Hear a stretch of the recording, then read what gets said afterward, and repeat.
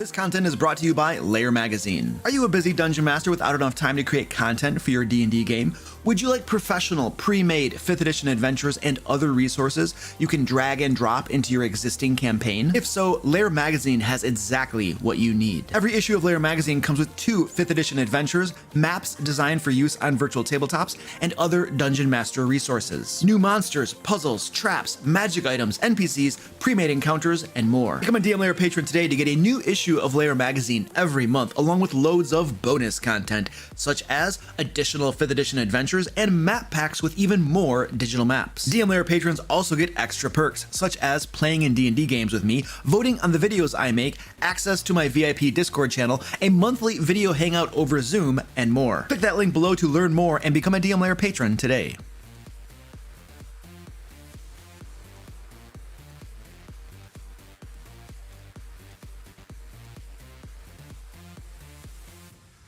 Hello. Wow. I can't talk. We have an all-star cast in the chat tonight. 1,000 moderators. Ex-moderators. What's going on, folks? Dan Bear, what's up, dude? Owen Davies, hello. Penguin Butt, hello. I think I saw him. Is Danny in the chat, or was that Dan? Orion Slatton, what's up, dude? Unuli21, what's up? Max David, what's up? Jacob Coverholm, hello. David Russell, what's up, dude? Do you think that a new DM would be allowed to run a game at the conference? Absolutely, dude. If you're talking about Laircon, absolutely. Heck yeah, baby. Come run Dungeons and Dragons, dude. I freaking like. Oh no, you know what? What was I gonna say? Yeah, everybody starts somewhere, dude. Whatever, just do it. If somebody complains, we'll like take them out back, and we can't do that. That's wrong. If somebody complains, we'll just TPK them. Yeah, that's what we'll do. Cat, what's up?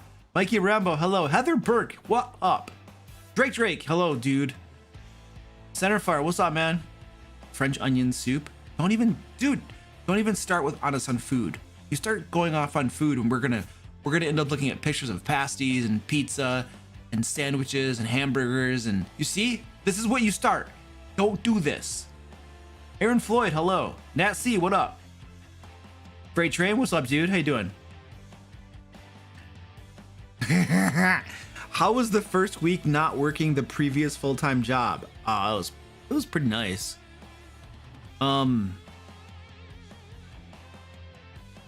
Great. The thing that I think I like the most is that I am able to live my day, plan my day, and do the things in my day that I want to do. I mean, I still get up at 4 a.m.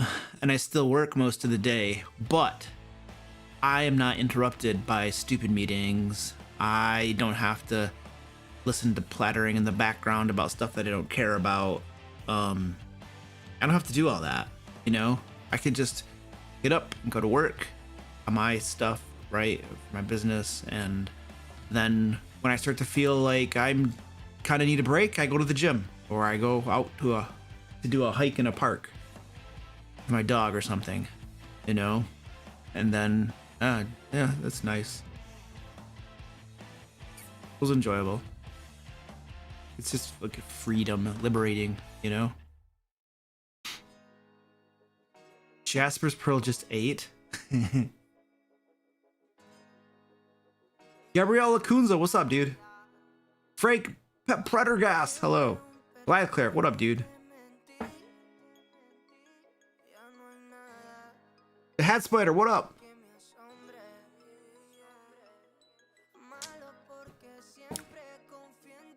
Sasquatch, yo, new DM, hello, welcome. I love new DMs because they, like, everybody, like, the game would not go on if we didn't frequently have new dungeon masters coming in. We always need new dungeon masters. beautiful. Charles is like, man, I wish the Ancient Dragon on Patreon was open. Well, Charles, there is a wait list. The Ancient Dragon Reserve on my Patreon is the way to get on that list. There's no guarantee of when a spot will open, but if you want to play, that's what you do. You got to get into the reserve, because I literally, when a spot opens, I literally go to the reserve, and the patrons who are sitting in the reserve are the next to go into the spot. That's the way we run that. Colonel, what up, dude? Joseph Crichton, hello. What up? Gilliam Lopez says, I speedrun your videos in 2 weeks. I love your content. Thank you, dude. You're listening to me at like 2x. My face is like, that's awesome.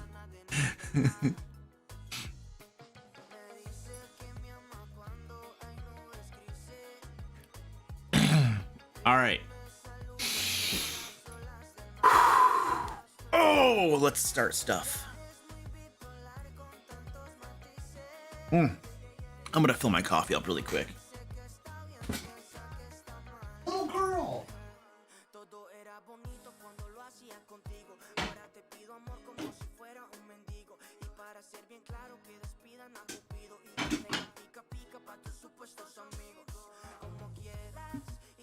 What are you doing, little girl?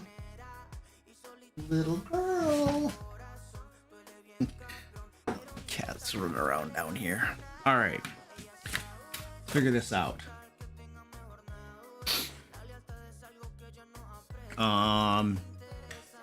Let's hit the button here to start.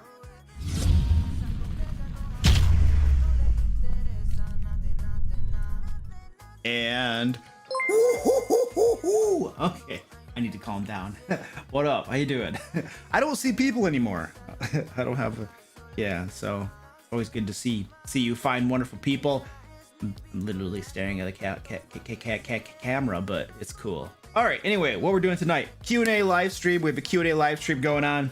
You ask questions, I answer them. My moderators will throw them in a spreadsheet, so there's no need to spam. You prefer bacon over spam, to be honest. So that's what we're doing tonight. I have a few things to talk about. The first thing is we tonight, so we have Laircon 2022, right? It's the convention that we put on every year. Well, as of last year, starting with last year, it's the convention we put on every year until we decide not to. But hopefully it'll just keep going on because it's lots of fun. But there's probably a link in the chat for folks who want more information about Laircon. It's going to be in Pensacola, Florida, October 7th, 8th, and 9th at the University of West Florida. We have their conference center rented for the weekend. It looks so nice. It's such a great venue. So if you want to come play D&D, I will be there. Several of my teammates are going to be there. We're all just going to be hanging out, playing D&D, having fun. There'll be some panels. We have some workshops and stuff. You can play games with my team members. Those are the premium passes. You can. I think there are still two. Last I checked, there were 2 VIP passes available as well, which is to play in the game with me, and you go out to dinner with me. Like, I take you out to dinner, right? It's romantic candlelight. No, it's not like that. we just go out to have dinner, like as a group. All the VIPs and I go out and have dinner together and stuff. So anyway, you can go check that out if you want to come join us and play some D&D and stuff. But my point was, besides a shameless plug for Laircon, my point was that we are going to, everybody who runs a game at Laircon, everyone who is a dungeon master or game master, it doesn't matter what system you run, but if you are running a game at Laircon, you are going to get a special t-shirt. It's going to have our Laircon logo on the front, which looks very, very nice. Get this cool, awesome, I should show it to you in a second. I will eventually. Tonight, remind me, somebody yell at me. Anyway, my point is that it's going to be an exclusive t-shirt for game masters, and on the back of it, it's going to have a catchphrase, some special cool saying that sounds really awesome. The thing is we don't know exactly what that cool saying is quite yet, and my team and I have been kicking around ideas, but we would like to get some ideas from you-alls. So it's gonna be some sort of catchphrase that goes on the back of a Dungeon Master t-shirt. I don't know what it would be. Something cool. Like obviously on the back of my normal DM Lair t-shirts, I have like this, you know, I've been a dungeon master since high school saying. So we want something on the back of it. I don't know. Ideally, it wouldn't be something that already exists, you know, like something like, you know, when the dungeon master smiles, it's already too late. We don't want something that's been done before. We want something cool, new, and fresh, but that's also somewhat thematically related to being a dungeon master. You know, it could be like some threat of a TPK or something. I don't know, just something cool. There is a link in the chat where you can enter in ideas for the catchphrase. You can enter in multiple ideas if you want. We are going to select one of these catchphrases. Hopefully we get one that is super cool and we can put it on the back of a shirt. And if that happens, then the winner of the catchphrase is going to, well, it says that you get a super special prize from Luke. I'm gonna give you a D&D book, basically. I will give you a D&D book of your choice, and we could probably sweeten the deal and send you, well, if you're in the US, I don't want to get too ambitious here, but if you're in the US, we can also send you a t-shirt. I think we could probably commit to that. Yeah, that's not too hard. We'll ship you a t-shirt. If you come up with the winning catchphrase, you'll also get one of these t-shirts. So there you go. We'll sweeten the offer. D&D book plus one of the t-shirts. I think that's pretty fair. But you got to be in the US, right, for the t-shirt, because I can't ship can't ship you the t-shirt if you're like not in the US. It just gets crazy complicated, and I'm not going there. Sorry, I can't do it. So there you go. If you got an idea for that, throw that in there. I got 4 cats all swarming me, and they want attention. It's wonderful. There's a link in the chat. My moderators have posted it. You click the link, it goes to a Google form, and then you can enter your idea. So it should be working. If it's not working, somebody needs to yell at me. That's my moderators. Okay, so we also tonight we are raising money for Stack Up. Stack Up is a military charity. They do lots of awesome things for veterans and active service members. They promote positive mental health and suicide prevention through gaming. And there's a bunch of images on screen. These are a bunch of different veterans that have been helped by Stack Up.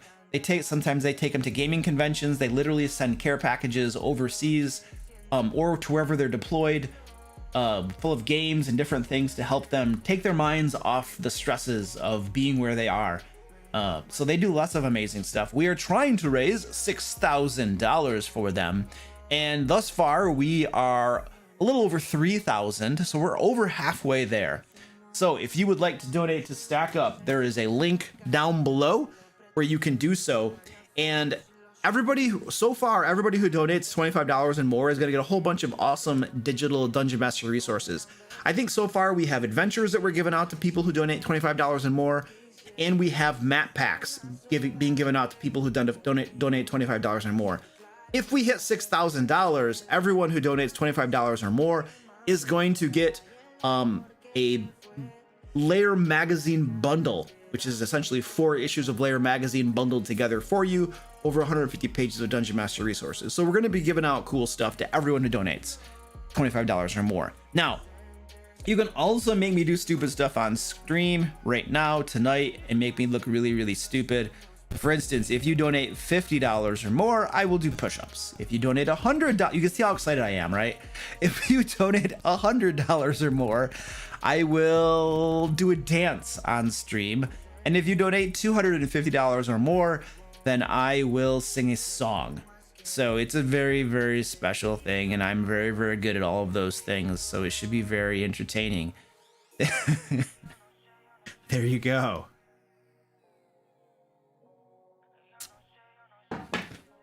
Okay, next, Lairs and Legends pre-orders are available. So you guys may know about my Kickstarter that I did, 2 big huge books full of Dungeon Master resources. If you missed the Kickstarter and would like to get on the pre-orders, you can still pre-order the book. There is a link in the chat. I think I have links down in the description. There are probably links all over the place to it. If you want to do it, get some. It's really cool. Every single day of mine consists right now of I have about 15 different artists working on all of the artwork that's going to be in these books. And every single day I'm reviewing artwork and providing artwork direction. it's a lot of fun. It is actually really cool seeing some of the artwork. That's fun. But anyway, I spend a lot of time looking at artwork. I did a post today on my Kickstarter page that has some of the artwork that has been commissioned so far. So it's really, really cool. So if you want to get in on the action, you know, there's links, you know what to do. It's wonderful. Okay, we're almost ready to do this. Where's this button? Aha! All right. My last part of the opening segment here before we can get down to business is to thank all of my wonderful patrons and YouTube members. So we do lots of things for the Dungeon Master community for D&D, lots of free resources that we create. Some are premium resources as well. All these folks on screen here help contribute to that. They help pay the bills, keep the lights on, and they also, because they contribute to what we do, they get some of the premium resources, the adventures we create, Lair magazine, all of that cool stuff. We have map packs that we give out as well. So they get in on that action and help keep the lights on around here. And I'm very, very, very appreciative to these folks. They are in part the reason, they're in, I would say, large part, the reason that I can now do content creation full time, which just gives me more time to focus on creating awesome stuff for people. And I do appreciate that. They also saved me from horrible meetings that I did not like being in. So I'm even more appreciative for that. In all honesty, it's such a blessing that I have to go to horrible meetings. All right, all of these wonderful folks right here, they contribute at an even higher level and they get their names read off. Here we go. 5e Magic Shop, Aerospatial, Alex T, Amanda W, Ambers, Amy P, Andrew M, Andre U, Andy S, Andy W, Anthony B, Anthony E, Antoine B, Arrow Odd, Arutha, Ashley, Baldman, Baldabear, Benjamin B, Ben B, Berncastle, Brandon A, Byron M, Call Me Backup, Celestina K, Chris C, Chris E, Christopher S, Clay W, Cody B, Contrary Gravy, Corey S, Draxus, Dresna, Dutch, Ed R, Edward L, Ericos, Flame Black 200, Forest Brew, Gene A, Goliath Cleric, Gravy Torn, Heather L, Iggy, It's Baobon, Izzy T, Jackie Pizza, Jack L, Jacob K, James L, Jan F, Jeremy W, there's two of them, Jessica J, Jim P, Jimmy L, JM, Joe D, John A, Joseph H, Josh S, K, Cal S, KK, Keith L, Kevin F, Kezides Kirby, Kyle G, Kyle M, Labraworks, Lionheart, Magnet N, Marty M, Marwin R, Matt B, Matthew J, Mirostal, Mr. Linkanu, Mr. T, Nathaniel M, Old Timer, Ol S, Omega Fire, O&D, Penguin Butt, Pierre P, Published Author, Rachel S, Radiance Guardians, Ramus, Razlik, Race W, Renner C, Robert C, Ron R, Ronald Ryan, Ryan H, SG Sounder, Sakura, Scott V, Sir John, Shadow 1317, Shane L, Sheila A, Snowy Tiggy, Son of a Sofa Man, Soul Naya, Stephen T, Stephen A, Tactical Tokens, The Three Quarters Hospital, The Old DM, The Pickle, The New Bad Hombre, Thomas F, Thomas T, Tiger 500, Tim Black, Tom C, Travel and Cash, Travels the Lost, Tristan W, Tyler R, Vincent G, Vladimir S, Will M, William X, XX, Red Drum. All right, rock and roll. Thank you so much. Appreciate it. I think we're ready to go. Get the show on the road now. What do you mean I'm still buried on Heart Island? What does that mean? I don't know what that means. I gotta pull up a screen over here.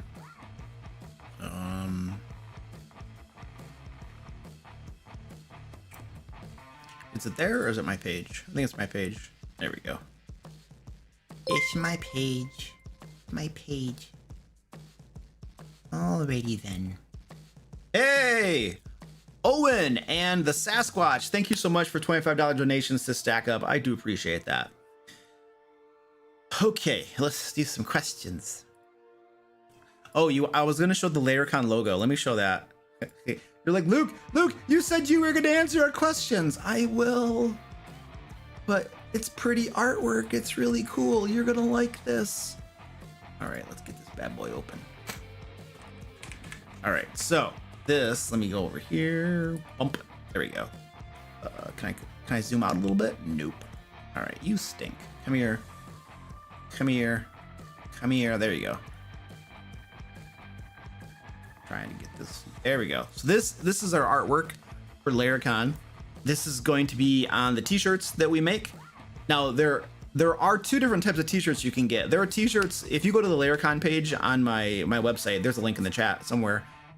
If you go to my website, you're going to be able to get a link to my spring store where you can just get t-shirts. You can get as many as you want. We have t-shirts and sweaters, hoodies, and other things with this on it. My point is this: the normal shirt that everybody can get for Laircon will have this on the front of it. If you're a dungeon master and you run a game for us, you could game master. It doesn't matter what system you run, but if you're a game master, you're going to get one of these for free.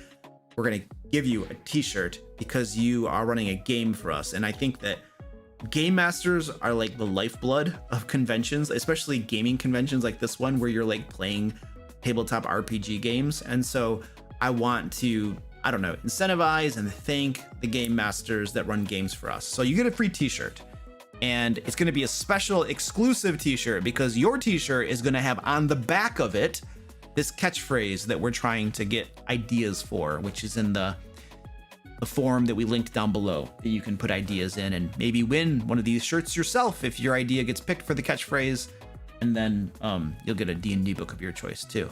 So that's the artwork. My gosh, this cat is going nuts. She just needs attention. It's attention time. It's attention time. There, I got that. Bam. Jason Coleman, thank you, dude, for the $20 super chat, man. I appreciate that. Happy Thursday, sir. Thank you for the great book recommendations. Picked up Arbiter of Worlds and Treacherous Traps. Love them. Little loot for the kiddies and you and your wife's cut. Thank you. My wife's cut. I try not to tell her about the super chats so she doesn't get a cut. Arbiter of Worlds is a spectacular book. Absolutely. Treacherous Traps is a good book too.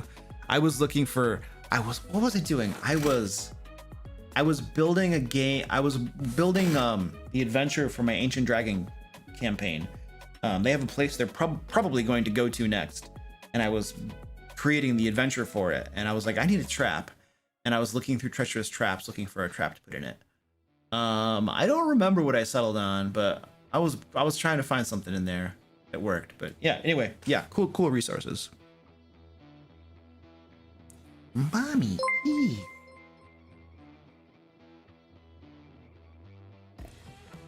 Wait, is that giveaway link still going? I'm gonna turn that off. Stand by. Okay. The timer. Okay, I just turned it off. There we go. There should be a timer for, there we go. Okay, the giveaway timer I turned off, so that should not come up anymore. What do you use to create your maps? Money. Or rather, what is the person you hired to make your maps use? Dude, you're so, oh my gosh. Wonderful Marv, you know me. Our cartographers that we commissioned to make maps for our publications use Incarnate, and I think we have, don't bite me, I think we have one of them that he draws them, she, I'm not sure, the person draws them by hand, so those are cool. But yeah, Incarnate. And when I commission people to make maps for my games, like Ancient Dragon games, they use Incarnate as well. But yeah, Incarnate is very nice.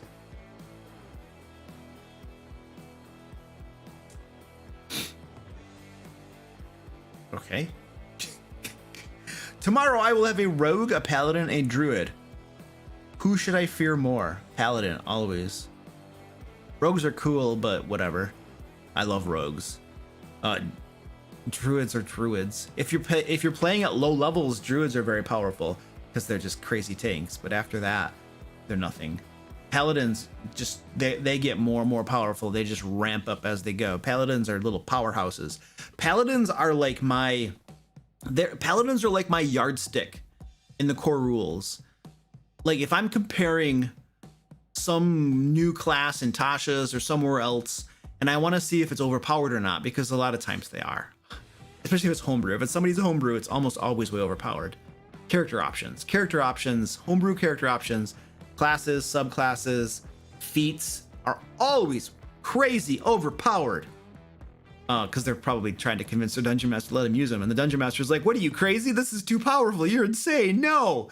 Anyway, that's not the point. I use the paladin as a yardstick, a measuring rod, basically. If something doesn't seem more powerful than a paladin, then it's probably okay.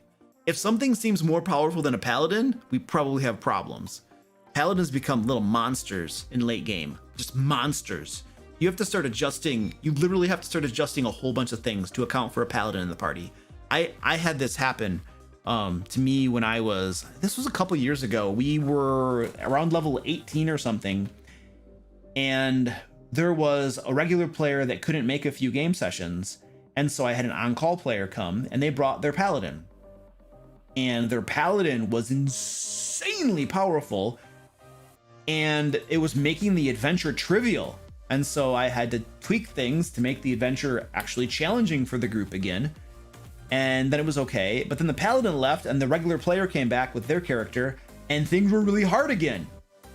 And I was like, holy crap, paladin makes a big difference. Now, the same could be said of different character classes maybe, and depending on the player and the build, and there are variables, but I remember distinctly that experience. The paladin just like all saving throws +5, boom, immune to fear, immune to charm, immune to like 1,000 things. You're just like, and it's not that the paladin has good damage output, but that's not the reason the paladin is so powerful. The reason the paladin is so powerful is they confer upon their allies so many good bonuses that the whole party's power just comes way up. So I think that has a lot more to do with it than anything else. Krista Cunningham, hello. Kirby, what's up, dude?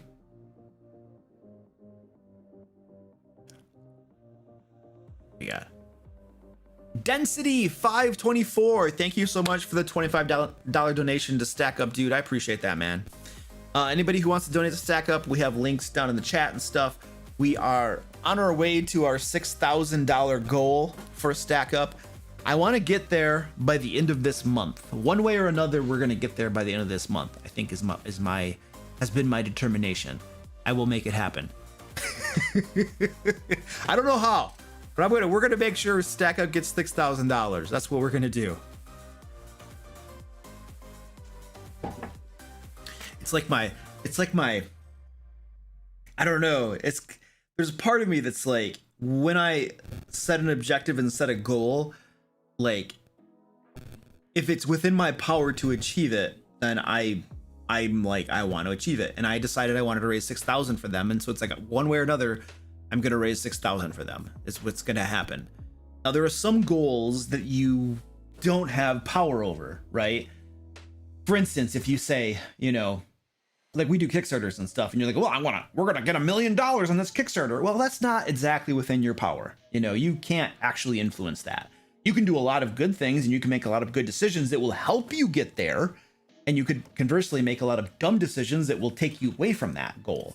But you can't actually achieve that on your own. There's outside stuff, So there's the idea of setting goals that you actually have the power to achieve, because some goals you just don't have any power to achieve.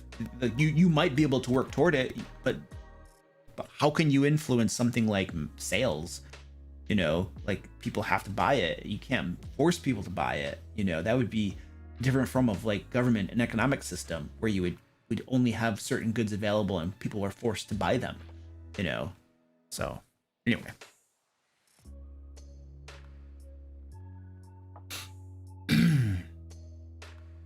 Do you play D&D games like Baldur's Gate 1 through 3? I have played a little bit of Baldur's Gate 1 and 2. Pathfinder games. No, I mean, I have played some Pathfinder, yes.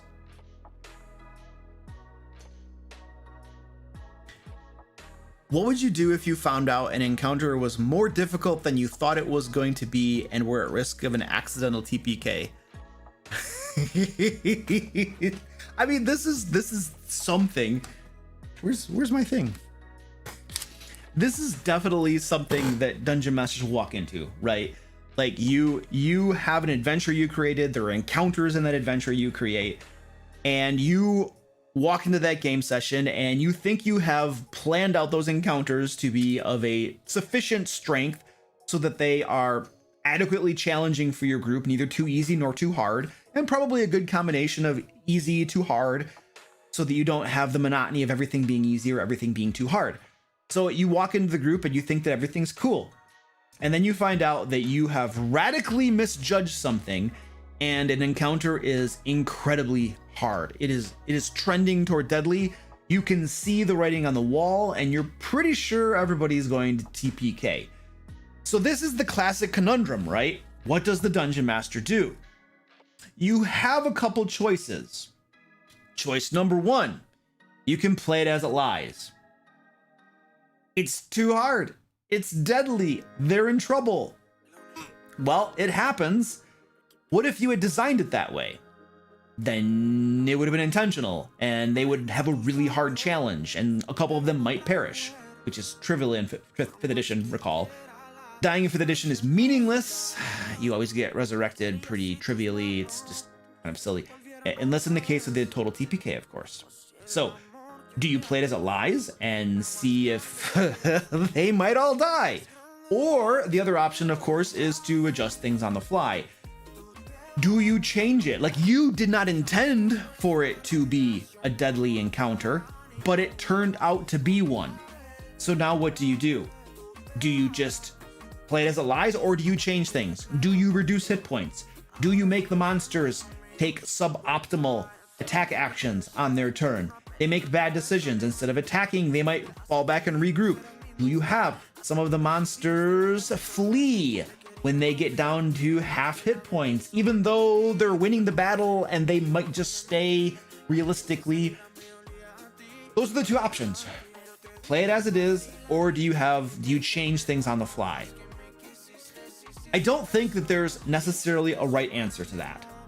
I think that the right answer probably depends on you as a dungeon master and depends on your group.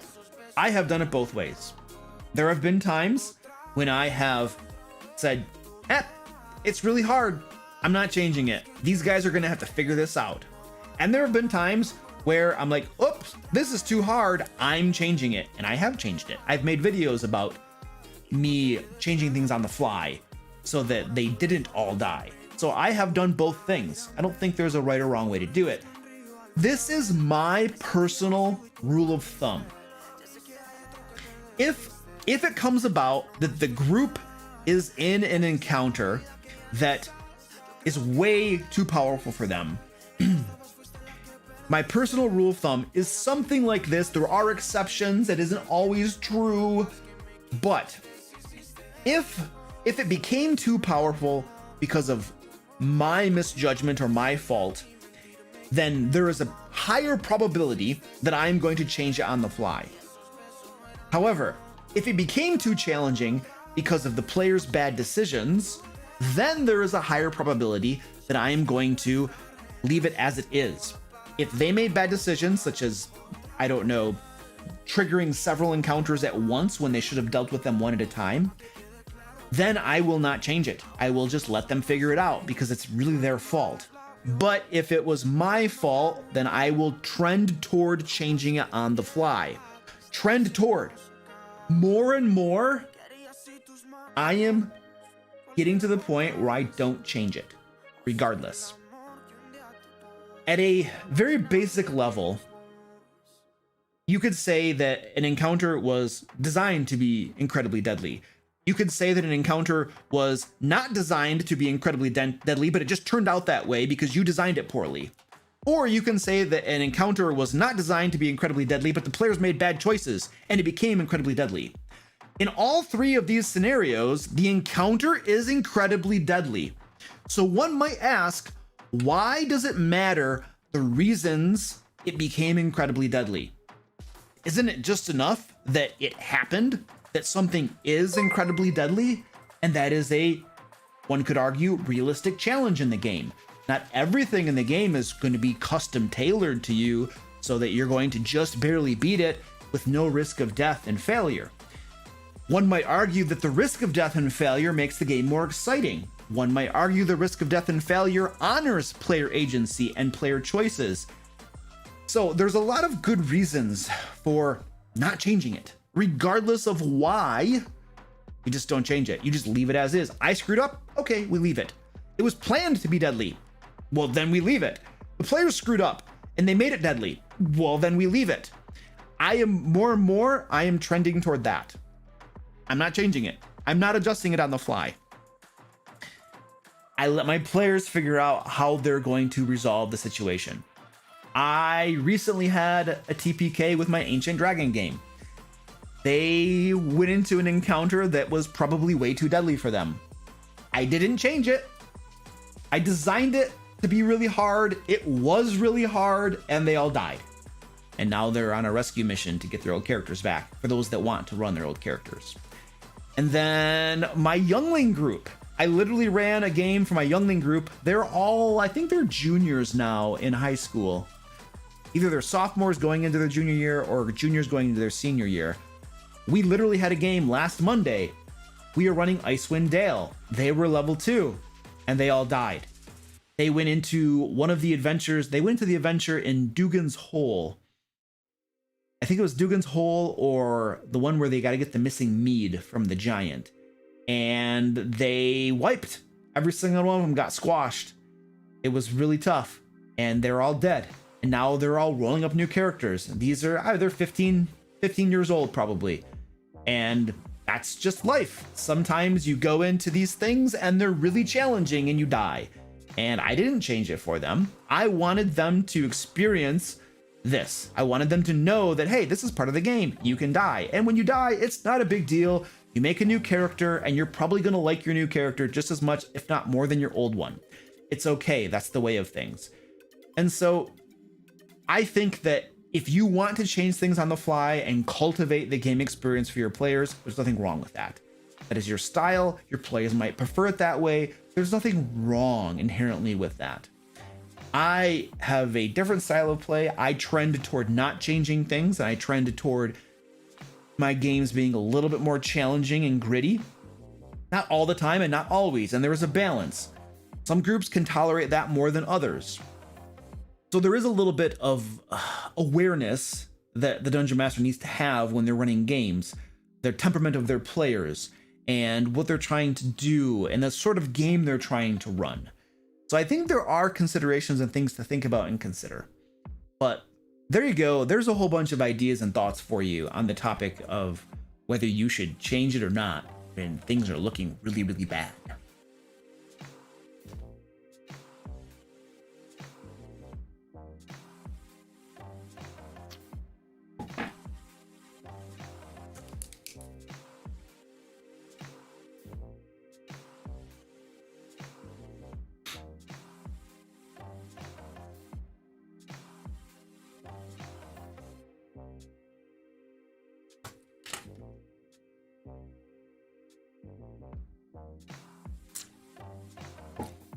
All right.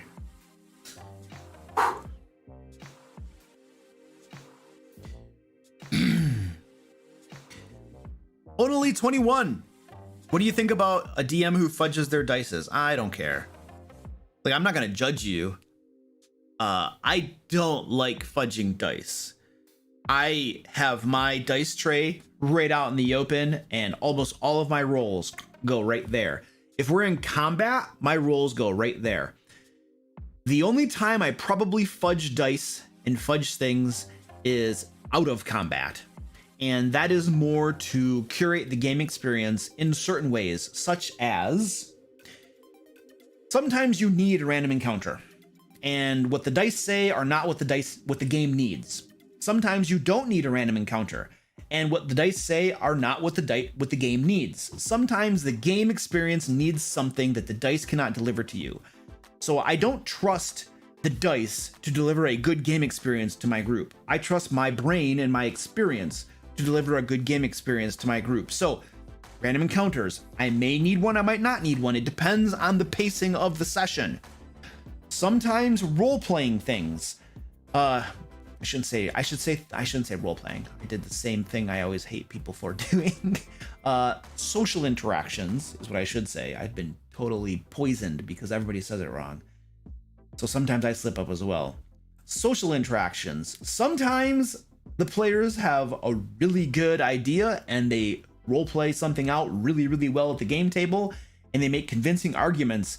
And I kind of just want to decide what happens as opposed to letting the dice decide it, because maybe the dice decide something that is not the best or the coolest or the most interesting and fun thing. And so there are times that I dispense with the dice and just use my brain, which is a Dungeon Master's prerogative at all times. I will say though that in combat, the times that I fudge dice are almost non-existent. And I roll out in the open, so it's really hard to fudge dice in combat. Joseph Crichton, thank you for the $20 super chat, dude. I appreciate that. Joseph says, keep up the excellent content, man. Can't wait for my Kickstarter loot. You're very welcome, dude. We're working really hard to get you your loot.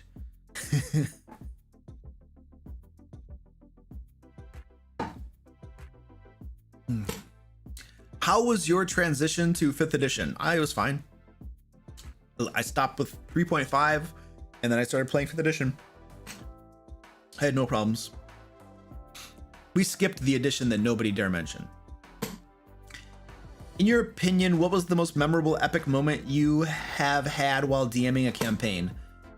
I'm not going to go into too much detail on this. I made an entire video on it. One of the things that comes to my mind was the times my players tricked an ogre, and you can watch the entire video on my channel. Just look up, my players tricked an ogre or something. It's a video from probably 2 or 3 years ago, but they convinced an ogre to fight on their side in a combat against some hobgoblins, I believe.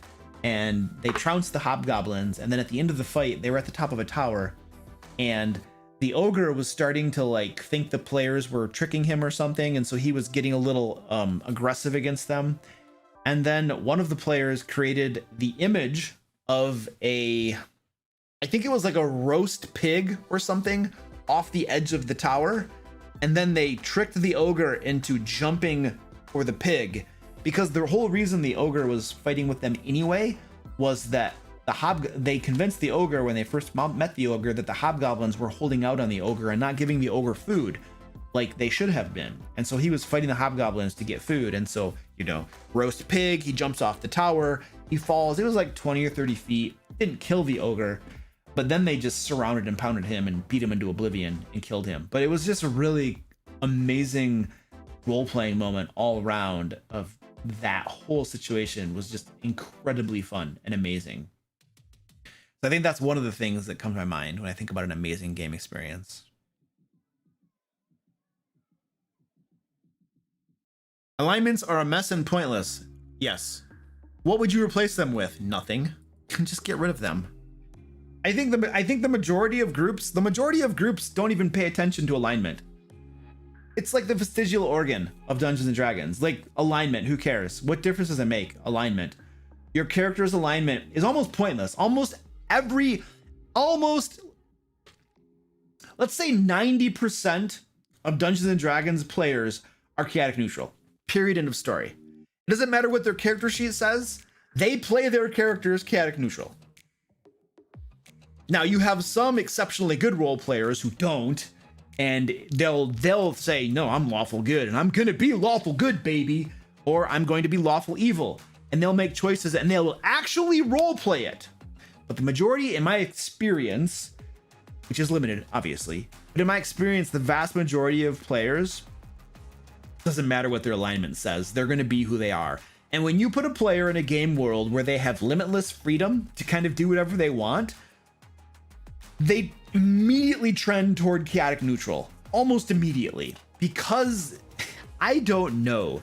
It just happens. I don't think I want to get into the psychology of it exactly, but it seems to happen a lot. And then you get more experienced players, and then they tend to be the ones that will pick something they're going to role play and then role play it quote unquote properly, So yeah, we can mostly just get rid of alignment. The only time alignment actually matters, for me as a dungeon master at least, is for my monsters, my bad guys, in determining what their general alignment is. Like, I want to know, are hobgoblins generally evil? Okay, cool. Drow, evil? Cool. Orcs, evil? Cool. All right. Now, and then flumps? Oh, flumps aren't evil. Oh, okay. So that will inform how I present them in the game world. Now, of course, alignment is also incredibly important to wizards, and they've published entire books recently to just change alignment at the top so that it says typically chaotic evil, typically chaotic lawful good, whatever, you know. So I mean, there was the preface in the beginning of the dungeon or in the monster manual that said the alignment represents a species general trend, what they typically are, but that wasn't good enough. Now they have to have it at the top of every single stat block, because people were getting upset apparently about that, because they were, you know, you're characterizing an entire species. You're saying that this species is evil, and that's just unacceptable. You know, it's like, well, you know, you have aliens, you know, xenomorphs, and yes, they eat your faces off and they plant eggs inside you, and their blood is acid and they kill you and just absolutely destroy you. But do not label that species as evil. Right? There could be exceptions. There could be the xenomorph who's born that is not evil. Don't you dare label the... So they're typically evil. The xenomorph is typically evil. So beholders are typically evil. Typically. But you could have a good beholder, right? You could have a beholder that grew up with 2 scimitars in his hand, and then he's like lawful good or whatever. Probably like chaotic good. But yeah, that's what. Give the beholder scimitars and boom.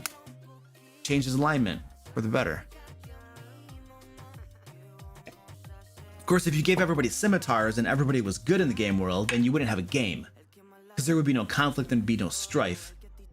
And in a game like Dungeons and Dragons, if you have no conflict and no strife, you don't have a game, because that's kind of the point of the game, is your heroes fighting bad guys. And if you don't have bad guys, then you don't have heroes. And if you don't have heroes, then what the heck are we doing? The xenomorphs are understood. They're misunderstood. Yes, the xenomorphs are misunderstood. They just want to get food and reproduce.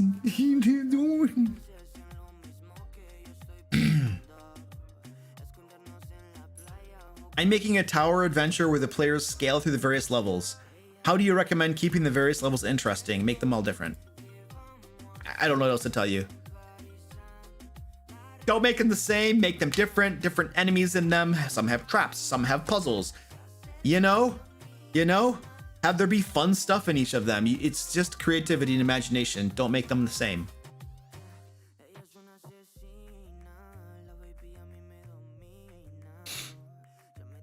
I'm looking for ideas. This is a bad place to get ideas. I give high level advice. I'm not good for helping flesh out specific ideas. Not in this venue, not in this format. It doesn't work very well. A PC found a household altar to the rat god, mocked the god, broke the offering bowl, and pocketed a bowl shades with runes on it. How far should I take the god's wrath? I don't know. Depends on your taste and the taste of your players. I would definitely do something, you know, little things come along in the game world that reminds them, oh no, that's right, it was because of this, and this happened, you know. But you got to be careful, because it's a deity. The deity could squash him if he wanted to.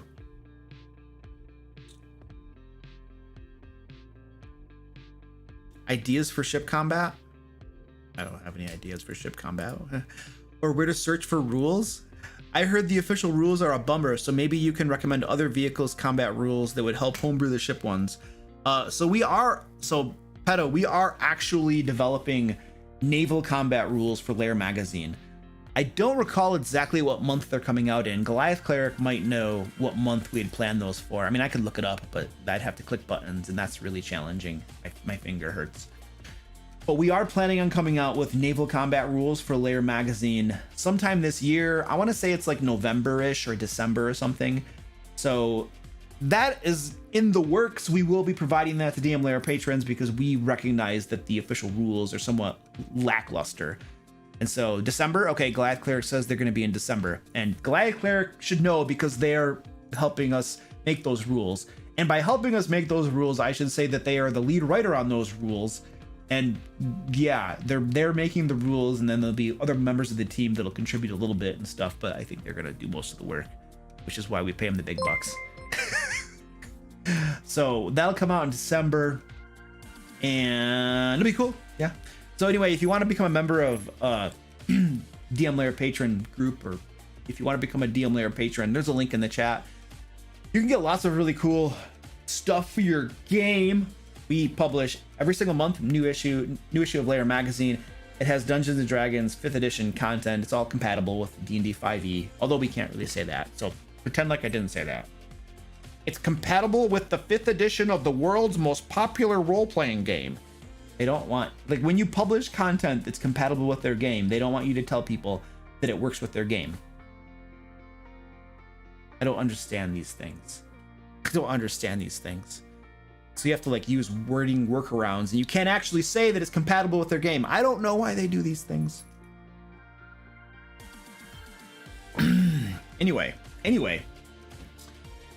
we publish adventures, we publish puzzles, traps, standalone encounters. All of our adventures have digital maps that come with them. The encounters do as well. We have adventure ideas, we have NPCs, we have villains. Essentially, Lair magazine is a dungeon master resource. It is full of things to help you run your games. Things you can drag and drop into your games. You can do the full adventure, or maybe you just need some maps, or maybe you need cool NPCs, or you need puzzles and traps, because puzzles and traps, that can be challenging to create sometimes. It requires a lot of creativity. I'm not good at puzzles. I'd rather have somebody else do the traps for me as well. So you can drag and drop these things into your game. The thought is it helps reduce your prep time and perhaps improves your game as well. So DM Lair patrons get that and lots of other resources every single month. And like I said, in December, we're going to be doing the naval combat rules as well. So that's all I have to answer your question. I literally answered your question with a big sleazy plug for Lair magazine and becoming a DM Lair patron. Thank you for your question, sir. Somebody's like, that was a plant. I wish we were that clever.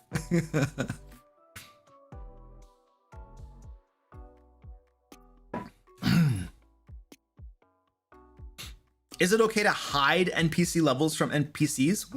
What's they're hiding? Like, everyone has secrets. Everybody does things. Who's to say that you have to be like, okay, you guys, look it. There's this NPC. They just came in, and I'm gonna show you their character sheet. I'm gonna give you guys the NPC's backstory so you can read it over. I'm gonna tell you all their secrets. I'm gonna tell you everything there is to know about this NPC. I wanna make sure that we are fully transparent about this NPC. I don't want you to feel that I'm hiding anything from you about this NPC because, you know, you might feel slighted or offended or that I deceived you if there's something about this person that you later find out that you didn't know up front. And so we're gonna pause the game. We're gonna take about 15 to 20 minutes and we're gonna talk about this NPC. We're gonna make sure I'm gonna give you the general lecture on the NPC, all the main highlighted bullet points of this NPC.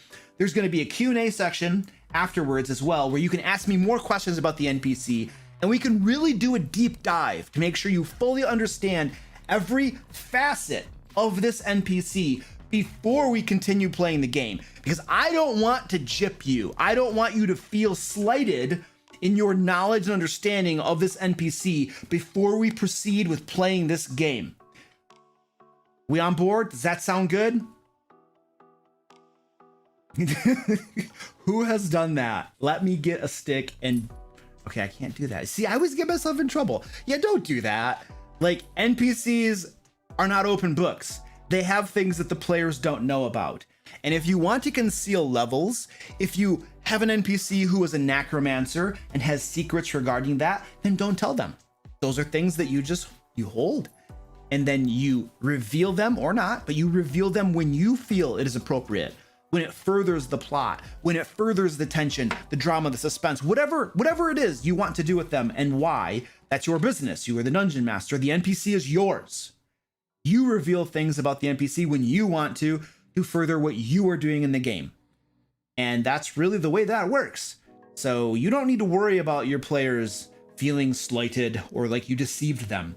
And if they file a complaint with you because you did not have a 20-minute debrief on that NPC and their entire life story and all of their secrets, then that's a problem. And you could probably just, they file a complaint with you, you can file a complaint with me about my horrible advice that I'm giving you, I suppose. And all of our complaints funnel through Penguin Butt, and she will be happy to field your problems and solve them for free at no charge to you nor to me.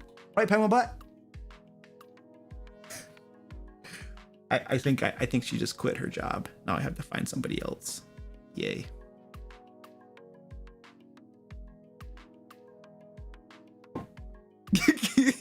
Oh, I guess she is gonna help. Well, that makes me feel better.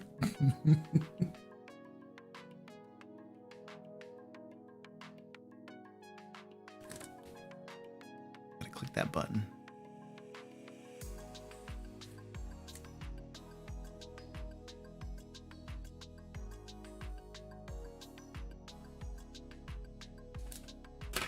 Penguin Butt says, I didn't quit. I need the money.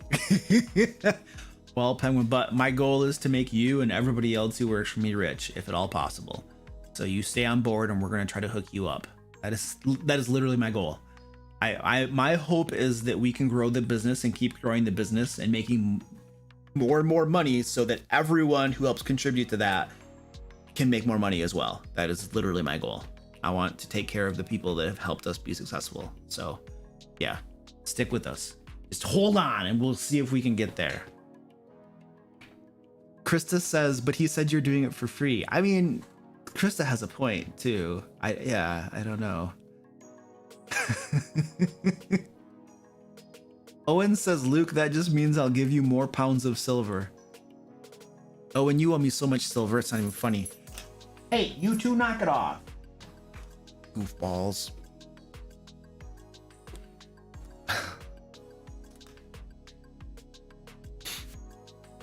Okay.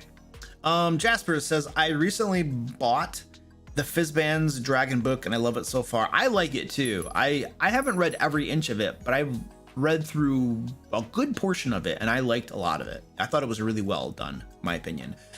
There were some organizational concerns that were really weird to me. Like, if I want to know about a red dragon, there's one part of the book that talks about their treasure hoard, and there's another part of the book that talks about other parts of them. Like, I literally, everything to do with a red dragon is not in one place. I have to literally go to different parts in the book to find the information.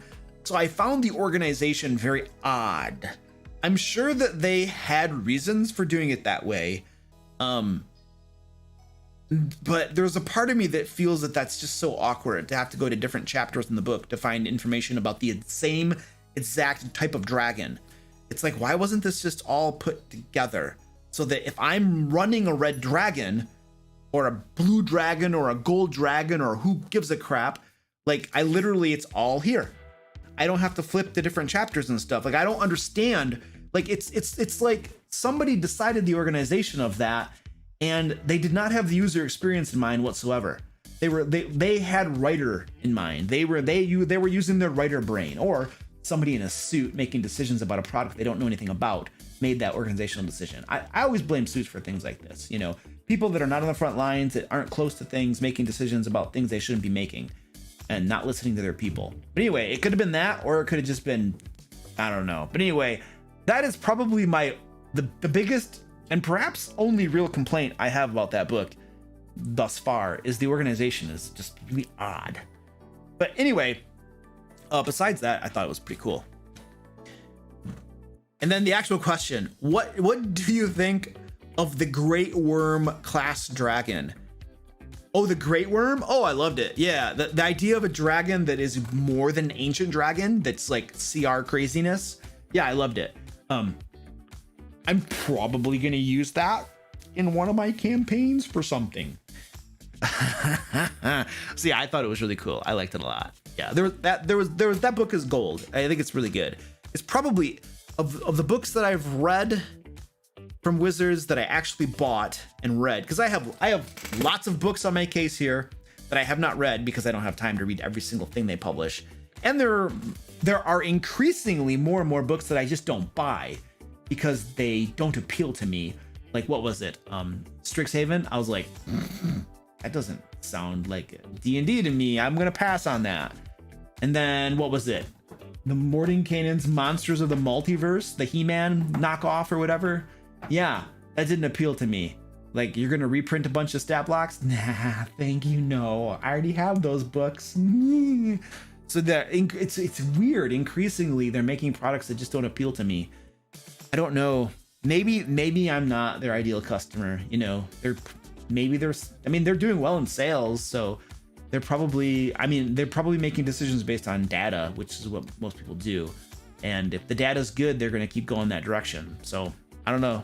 Maybe they are better off not selling books to me. It's okay, because I run out of space. Like, I don't have any space on my shelves, so not having to buy books, you know, is kind of good.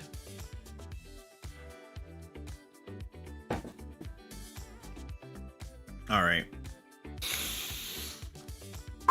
Let's go see what we got for stack up donations. Oh, here we go. Jasper's Pearl, thank you for the $50 donation to stack up, dude. I appreciate that, dude. And that's gonna get you some push-ups. Push-up time, Luke. Go for 30. I can't do 30 push-ups, dude. I could definitely do 20 for you, man. I could definitely do 20, but not 30. But for $50, I could do 10. If somebody else donates like $50 or something, then I could do 20 for you. But, you know, see, I'm just trying to, like, you know, nickel and dime you for charity. I'm a horrible, sleazy person. I'll give you 10 though. Jasper's like, but I gave you $50. No, you gave stack up $50. So thank you, dude. I appreciate that, even though I'm a jerk. If anybody else wants to donate, there's a link in the chat, I presume, to stack up, where you can donate. $50 gets you push-ups. $100 I will dance on stream. $250 I will sing on stream. Everyone who donates at least $25 is going to get a whole bunch of digital resources. We have milestones for our stack up goal is to get to 6,000, but at $1,000 and at $3,000 we unlock digital resources, map packs, and adventures for everyone who's donated $25 or more. So if you'd like to get some free stuff, I mean, it's kind of free. You're technically giving money, but you're giving it to a charity, and then I'm giving you the digital resources. So it's kind of free. You're doing a good thing, and then you're getting stuff in return. It's good.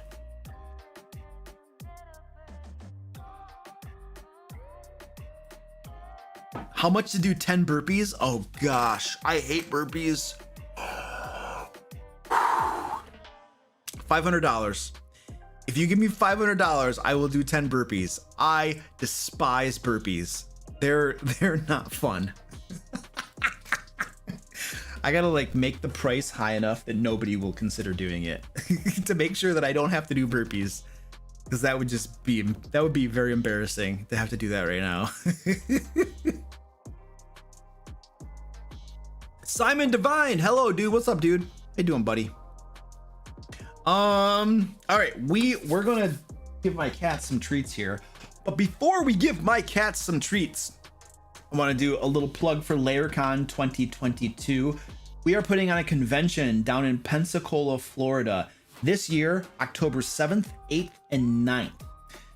It's a Dungeons & Dragons convention. There'll be other game systems run as well, but basically you come, I will be there, several of my teammates will be there. Come hang out with us, play D&D, play other games. We'll have a bunch of tabletop games. We're slowly building up a game library of different like tabletop games you can play if you don't want to play D&D or some other RPG. We'll have other things for you to do. So tickets are available now. We also have some merch and apparel, t-shirts and stuff you can get if you want to. Everyone who runs a game at Laircon this year is going to get a free t-shirt. It is going to be a Dungeon Master exclusive t-shirt. It will have the Laircon logo on the front, which is not this. This is my normal logo. but it'll have the Laircon logo, the whole artwork on the front, and the back of it is going to have a special catchphrase. So it's going to be an exclusive shirt that only people who run games at Laircon are going to get. And we're also trying to determine what the catchphrase is going to be for Laircon, this Laircon exclusive shirt. So in the chat, there's going to be a link to a form where you can suggest a catchphrase. It's something like, you know, when the DM smiles, it's already too late. Not something that's already been done. We're trying to get something unique and different, but something cool, something related to dungeon mastering would be awesome. But if you have an idea of the catchphrase that we could put on the back of this shirt, fill out that form, and the winner is going to, you're going to get two things. You're going to get a D&D book, and if you live in the US, we're going to send you one of these shirts as well. We just can't send internationally, and I do apologize. It's crazy. The D&D book is US too. So, but anyway, if you win, if your catchphrase is chosen, you're gonna get some stuff. We're gonna hook you up. It's gonna be beautiful. So please feel free to do that. All right, what is going on here? Holy freaking crap. Kirby, I love you, man, but you're not my friend right now. Oh my gosh. So Kirby just donated $500 for me to do push-ups, right? I'm gonna do 10 push-ups for $500, I think is what the deal was. And I appreciate that, dude. I will totally do 10 push-ups for you for your $500. And we also have Nari and Lord God. Thank you so much, both of you, for the $25 donation. I appreciate that. We're past $4,000 now for our stack up goal. That is absolutely amazing. Goliath Cleric says $1,000. What do you mean $1,000? Goliath Cleric, you're gonna donate $1,000? Sweet, dude.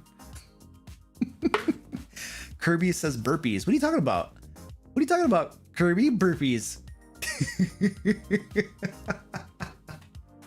The absolute madman. Oh no, I gotta do burpees. This is horrible. All right, Kirby. Oh, that's what it shows in the top donor. Oh yeah, Kirby has donated a total of $1,000 to stack up. That's crazy. I mean, right now he just gave 5,000, but then before, I think he had like a 200, he had like a 250. I think he had like a couple of 250s because he was making me like sing and dance and stuff because he's really fun. Yeah, we appreciate him. Now I gotta do burpees. There's like this love-hate thing going on right now, buddy. I just want you to know. I should have said 3,000. Nobody would have given 3,000. See, I always underestimate people. I should have said more. Okay, let's do some burpees. This is horrible. This is going to be embarrassing. All right, but it's for charity, right? That's the mantra you have to say. It's for charity. No one would do this much for charity. Bob Hope would. I can't do that voice though. No one would do this much for charity. Bob Hope would. That's true. I love that. That was a great Rocky. Rocky 3 was spectacular. I loved Rocky 1. Rocky 2 was cool. Rocky 3 was cool. I liked Rocky 4. But I think the ending was kind of cheesy. Rocky 5 was... Which one was Rocky 5? Yeah, Rocky 5 should just be forgotten in the annals of history to never come back. I didn't like that one. Yeah. Okay, anyway, what were we doing? Who's Bob Hope? Owen Davies. Who's Bob Hope? He's a dude that did a lot of stuff for charity. Okay, here we go. We're gonna do this. Let's go to our cat cam. I have to do some burpees. 10 burpees is brutal, by the way. What is going on down here? All right, we're gonna go up here. And I'm gonna do burpees. Oh my word.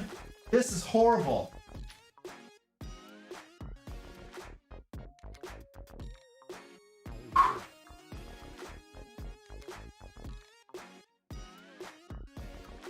Kirby, you are not my friend.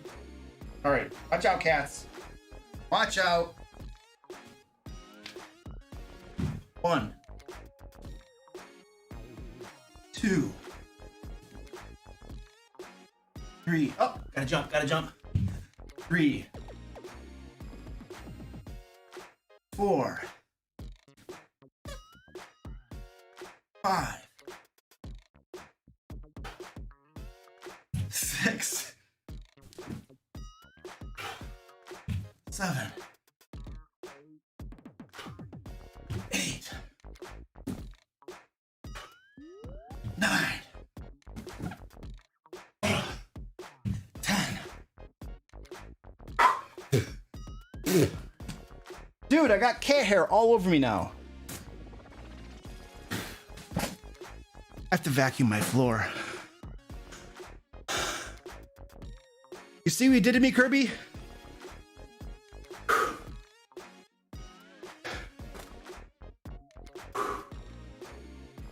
All right.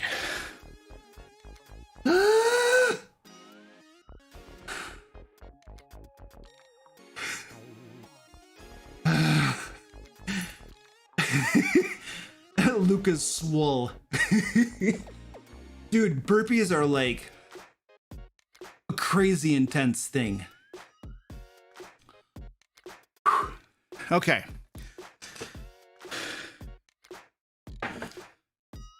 Let's do the cat strike. And then I have to get all this cat hair off from my shirt. I need to vacuum my basement.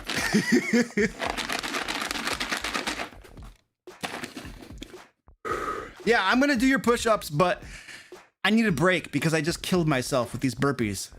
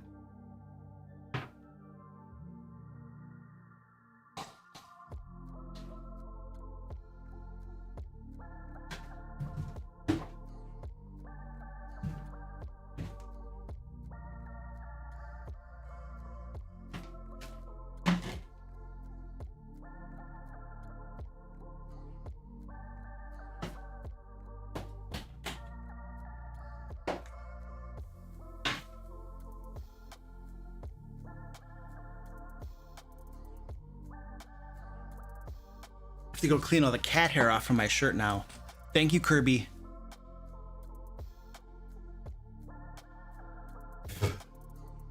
I have these rollers, right?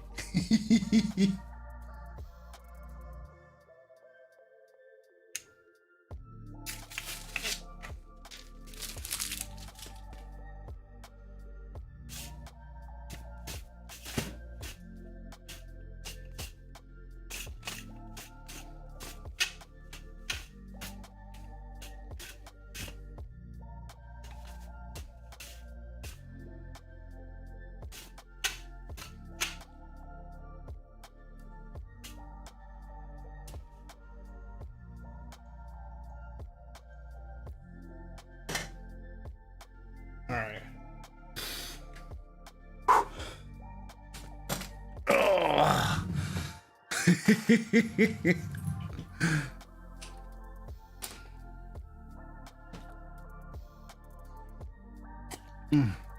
Oh.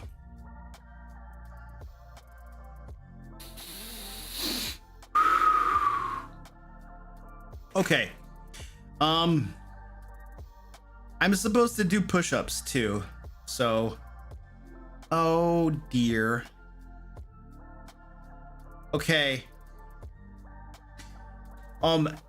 Hanues, thank you for the $50 donation to Stack Up. We're getting, whew, we're almost at $4,200 for Stack Up. That is so stinking awesome. I'm now going to do push-ups. So we have Jasper's push-ups and Hanue's push-ups. So I'm going to do those push-ups. And compared to the burpees, these push-ups are going to be trivial. So yeah. Whew. I'll pop this up a little bit. Up squeaks. Oh.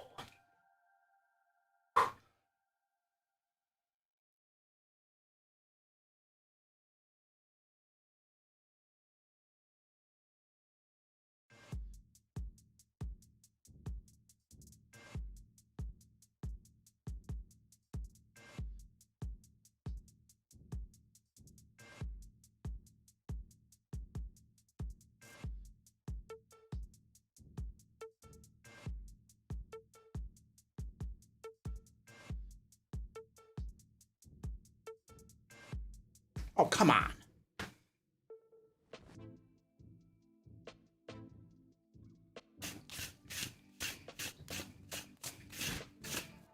I really got to vacuum my floor.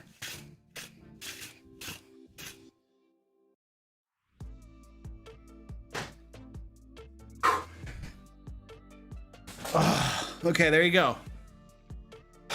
20 push-ups. Let's get that back down.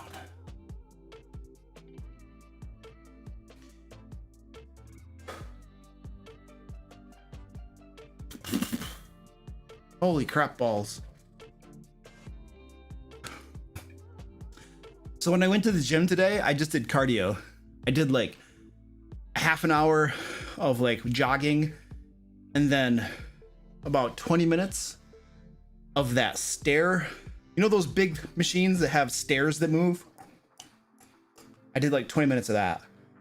I didn't do any yesterday.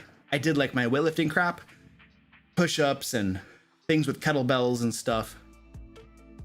So I kind of am happy that today all I did was cardio, because cardio doesn't make you like sore usually. It's just a cardiovascular exertion. Oh, wow. Wonderful Marv. Thank you for the $250 donation to Stack Up, dude. That is awesome. We are at almost 4,500. Wow, it would be amazing if we hit 6,000 tonight. That would be awesome.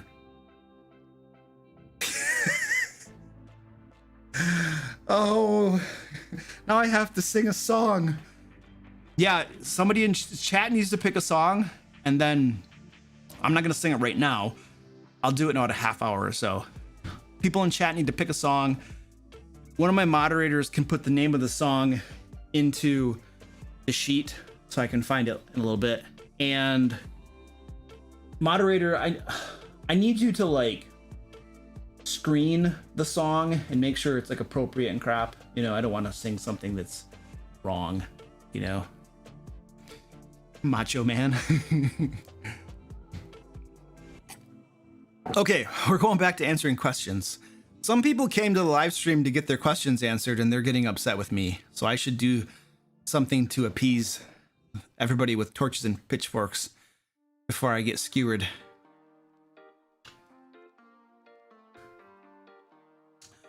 What is an instant nope from a player's request? I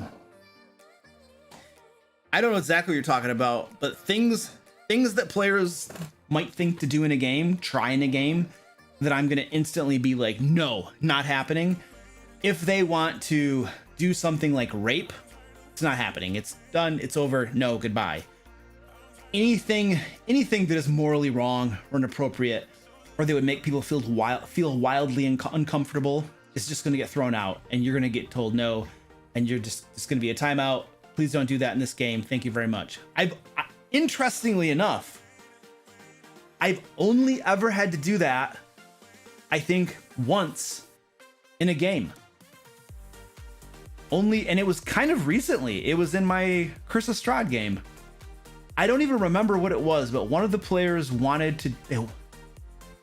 I don't know if they were trying to do something or they were talking about something. They were talking about something that was just not appropriate at all for the game, and I literally just was like, dude, don't talk about that, please, or don't make joke. I don't know. I don't remember the context. I don't remember what it was, but it was literally like, no, that's not happening.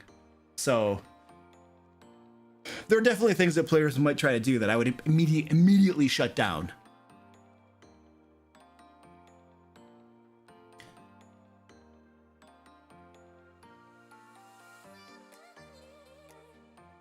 Sorry I'm late to the party. Is there any news on what will be different, new, or whatever about this year's Laircon versus last year? It's going to be in a different venue. Laircon this year is going to be in Pensacola, Florida. Last year it was in Texas. And we're still going to be playing D&D games and other RPG systems. We're still going to have board games. I'm still going to be there. Many of my team members are still going to be there. It's still going to be an amazing time. We have a better venue.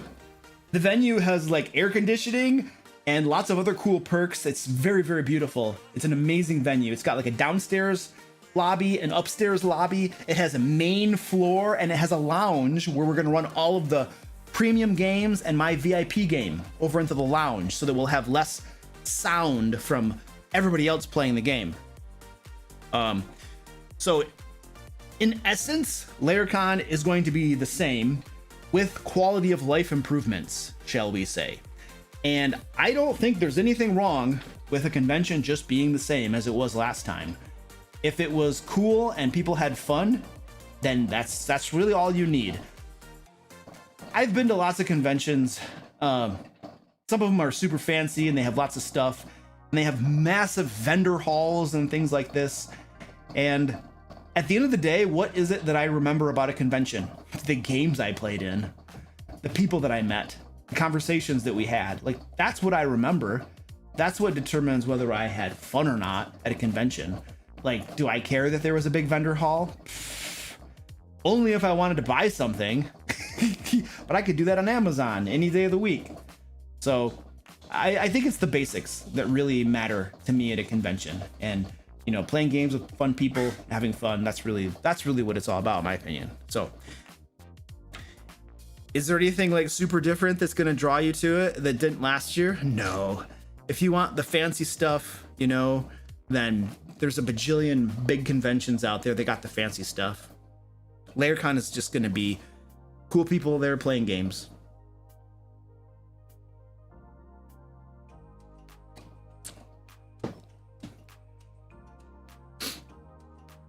Oh, I'm missing these guys right here. What is the most important piece of advice for a new dungeon master that you wish you were given when you first started running the game? Oh gosh, I don't know.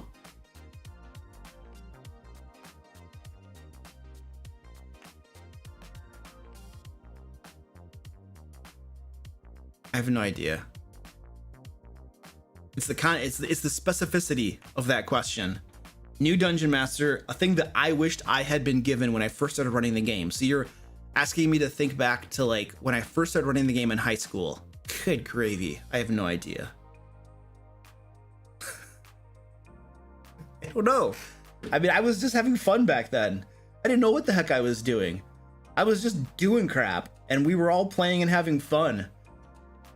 What piece? I don't even remember anything about that. So, I mean, there's lots of pieces of advice that I could give to new dungeon masters, but the one thing that I wished I had known when I first started running the game, I don't know. I'm just drawing a blank on that. I think at the essence, it's about having fun. It's about enjoying yourself. That's what the game's about. That's what it should be. You know, having fun, relaxing. Either playing with your friends or not playing with your friends and playing with strangers who will eventually probably become your friends through Dungeons and Dragons. So I think that's probably like the elemental principal thing that new dungeon masters should remember. It's about having fun and making relationships and strengthening relationships and just enjoying your life with other people. That's the core element of it, I think. And you can get distracted easily from that by worrying about designing adventures or running a game that's fun. There's 1,000 and a bajillion different worries that beset a dungeon master's brain that can sidetrack them from the core important principle of having fun. So, I don't know. I can't answer your question, but I gave you words.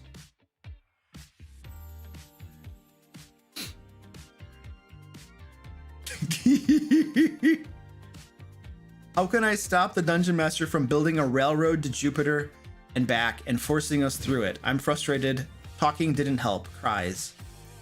Well, have you tried crying at the game table? Cecile, like, cry at the game table. Just break down sobbing and throw a fit at the game table, you know? Just be inconsolable and just remorse and tears and yeah, that's not gonna work. That would be unbefitting. Look, I don't know what else to tell you. If you can see the railroad and you know the dungeon master's style and he's marching you down it, and it's ultimately what it comes, and you've tried talking to them, ultimately what it comes down to is it's like that's not your style of game. That's not the game you want to play. Now there might be other people that are fine with that, you know, and are happy to play that game. But if it's not your style of game and you don't enjoy it, and the dungeon master is taking you there anyway, and you've tried talking with them and they're just going to do their thing, which is fair.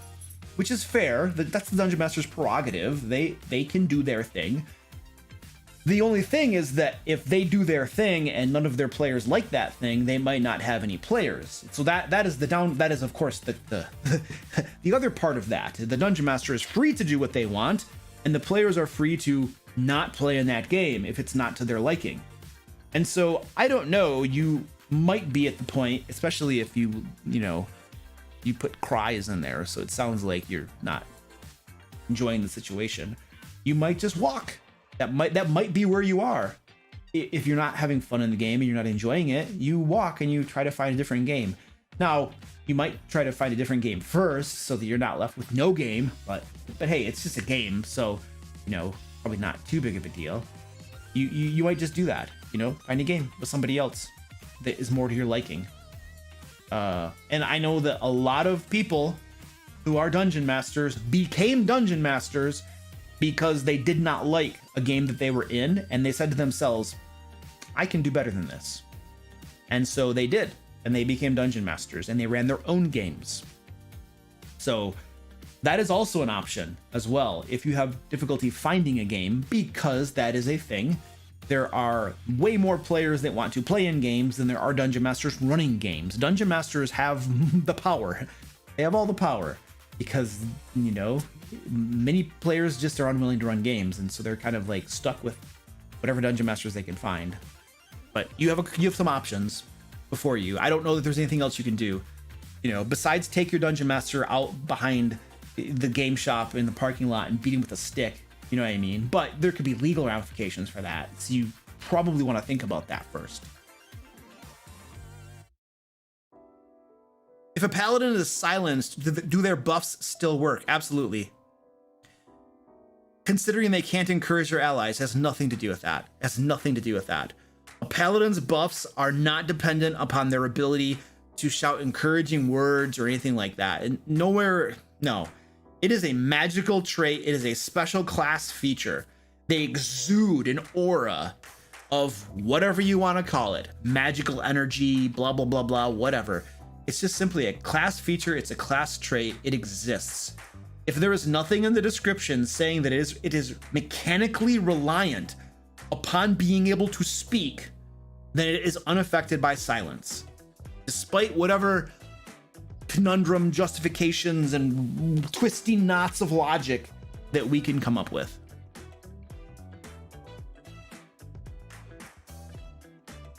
Lord God says, do you think changing the encounter on the fly is counter to what Mancine says in Arbiter of the Worlds? I think so. In Arbiter, oh, so let me get the book for you. It's Marcus. His last name is Marcus. So this is the book we're talking about, Arbiter of Worlds. I think this is a spectacular book. I would recommend it to all dungeon masters. Macris definitely has an old school mentality to running Dungeons and Dragons that I like, that I enjoy. So old school mentality, generally speaking, and I can't speak for Macris, but old school mentality generally would trend toward not changing things on the fly. It's a dangerous world. Sometimes there's going to be things you run into that you can't defeat, and you either need to run away or figure out a way with your brains to overcome the challenge. That is a standard old school way of thinking about running the game. And it's neither right nor wrong. It is what it is. Some people will gravitate toward that and like that. Other people will say, I don't like that. And that's each person's prerogative. I personally like that style of play. It's grittier. It's more realistic. It's just more entertaining and fun. It's enjoyable to me. The new style of play where everybody's invincible and they can't die and it's all about your precious character, and I don't know.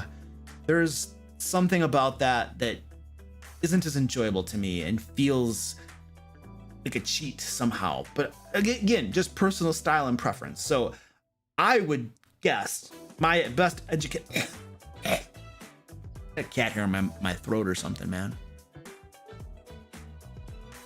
My best educated guess would be that Macris would probably not encourage you to change things on the fly, just because of the general tone of the book being old school-ish, if that makes sense.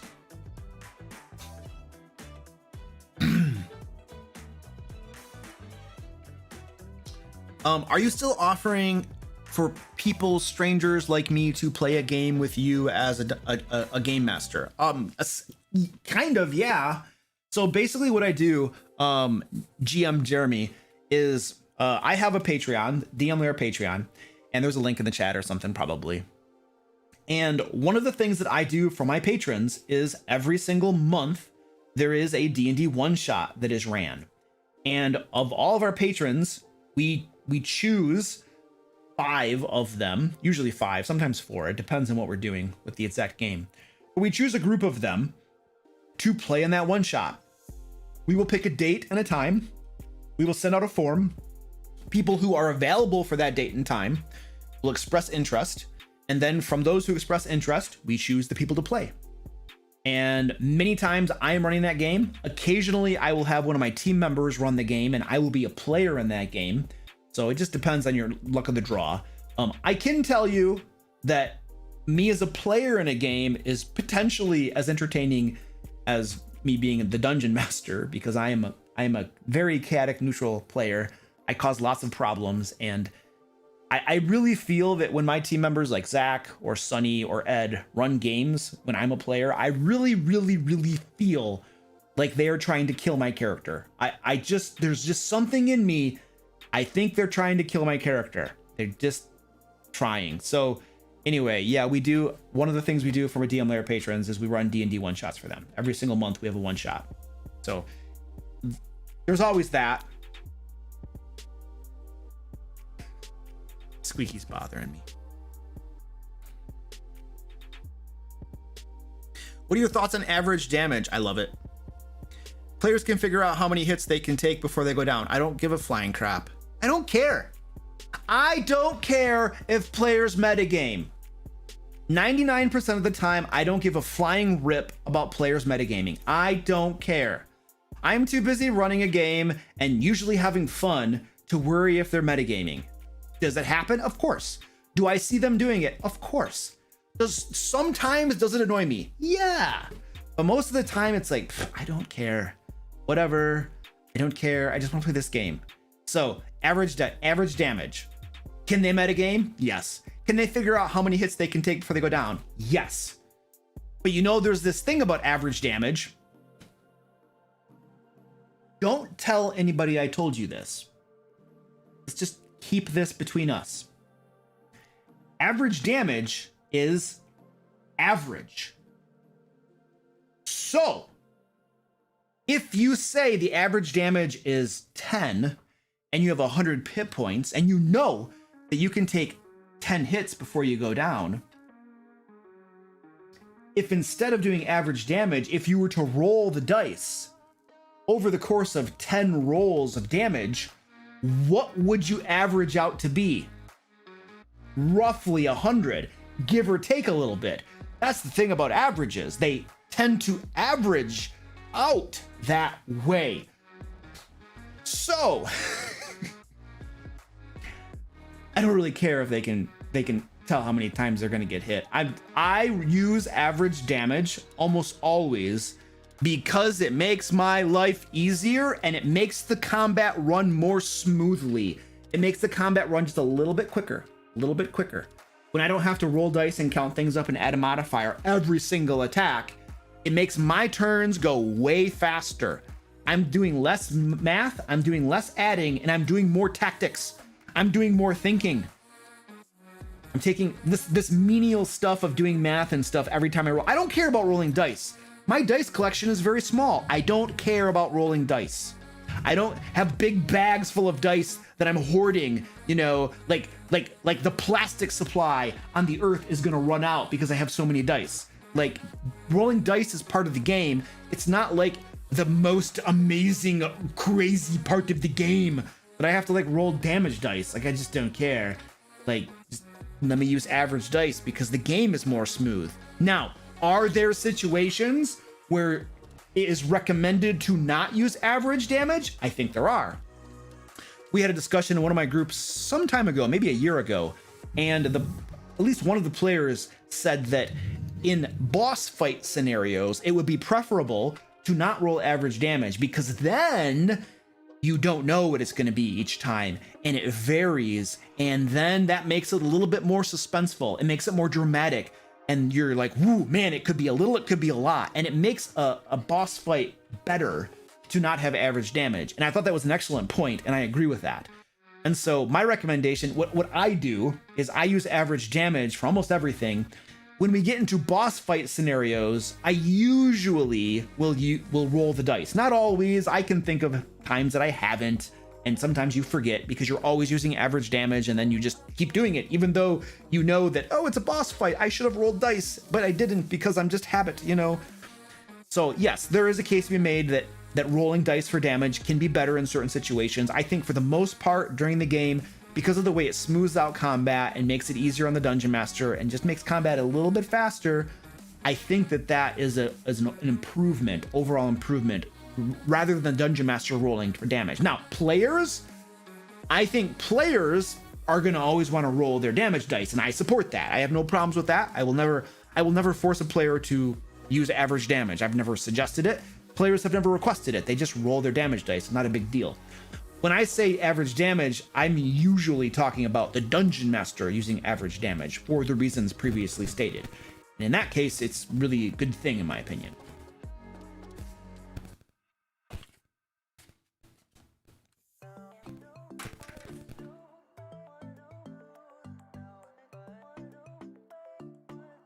Here we go.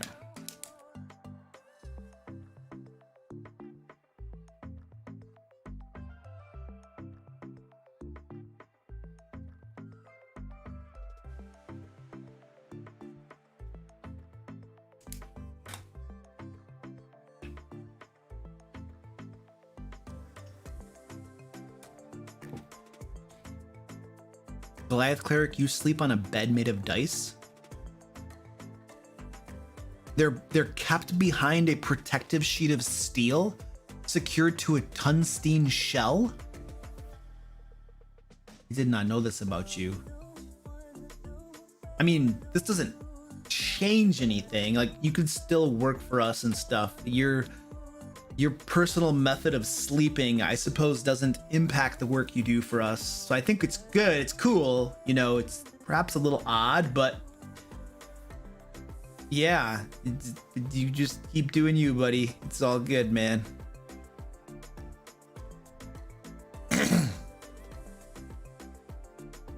A bunker of dice. I love being gifted dice. I love being gifted dice. Actually, you know what? I have received Stack Up. My contact at Stack Up, Sean Kelly, sent me 2 Stack Up dice. Let me show you these. Let's go to the coffee cam.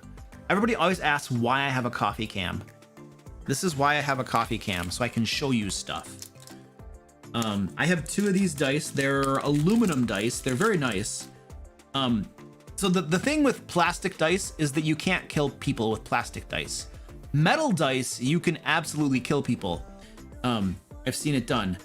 Aluminum dice, they are heavy enough that you can moderately wound players who offend you, but not, like, you know, seriously gravely injure them.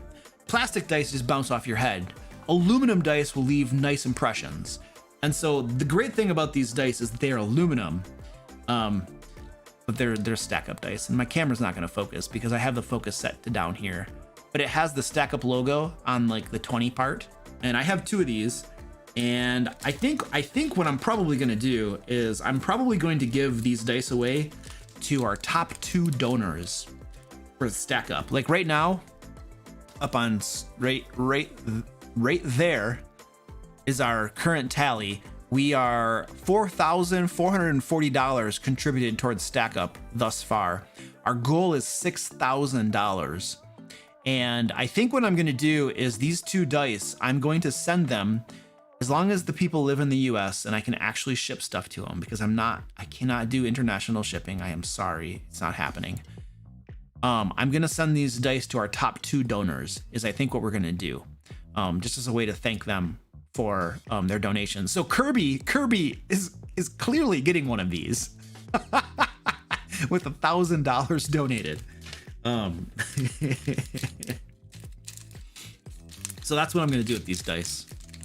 But I just got these today out of my, well, I mean, he sent them to me like a month ago, but I don't go to my post office box too frequently. You know what we should do? We should do an unpacking. I have some miniatures. That somebody sent me. And I haven't had a chance to open the box and look at the miniatures. So we could probably take a look at them together and see what they look like. I don't even know what, I mean, yeah. We were thinking, the guy was reaching out to me and we were thinking about doing some sort of collaboration with our Patreons or something, or my Patreon or something. I don't know what the details might be, but he was sending me some sample miniatures so I could take a look at them. And I literally just got them from my PO box today. Kirby needs more dice. Spectacular, dude. Have you made a video on better social encounters yet? If not, do you have any suggestions for them? I haven't made a video on better social encounters. That's a really good idea. I want to put that in my backlog. Better social encounter.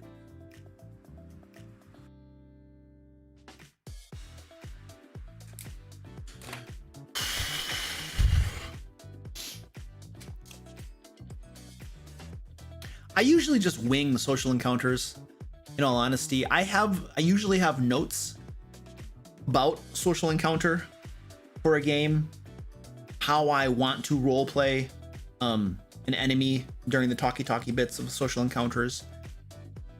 Other times I will practice a social encounter before the game starts to get in character a little bit. If I'm using a special voice, to practice the voice, or just to practice the conversation of how it might go. And it won't go the way you think it's going to go. It never does, but practicing it still is useful in a way.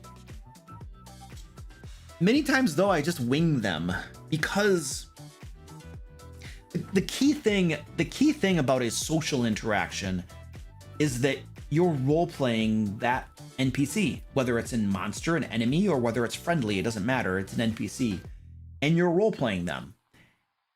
And that fact that you're role-playing is what determines what they say during that social interaction. So you can't script things out too much, because you never know what the player's characters are going to say to the NPC. You never really know what that social interaction is going to be. You don't know what's going to happen, what they're going to say, what they're going to ask, what they're going to do. You don't know.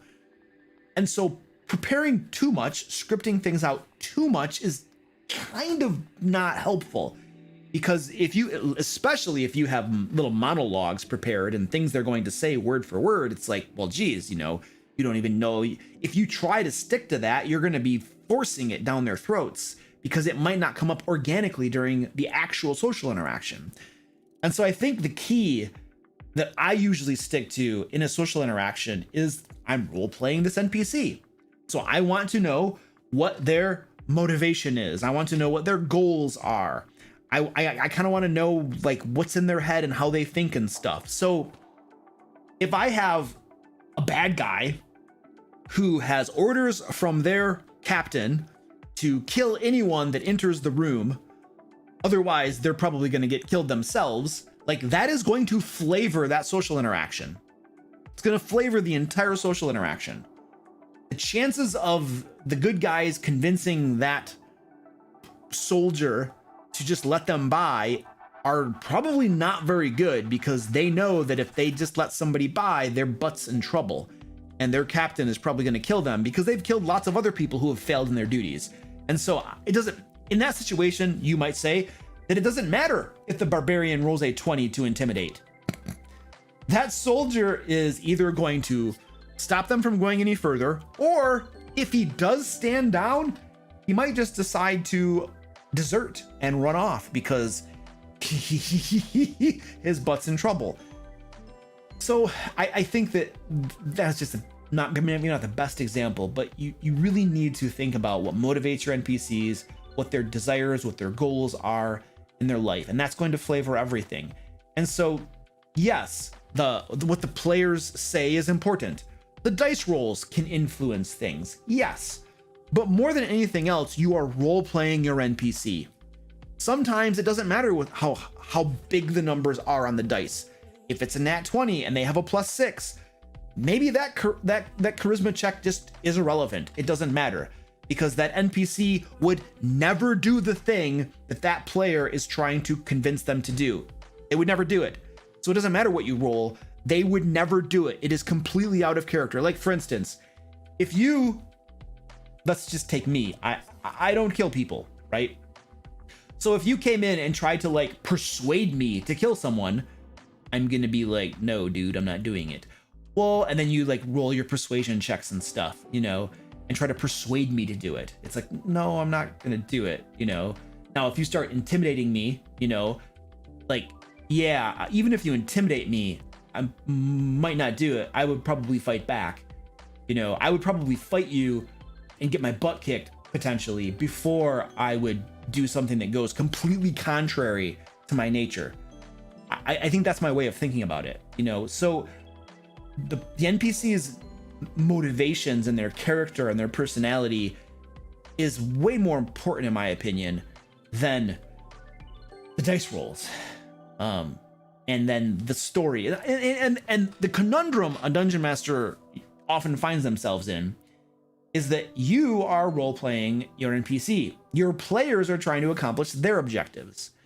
And you know what your players are trying to do. Your players are trying to convince that group of guards to stand down and let them past.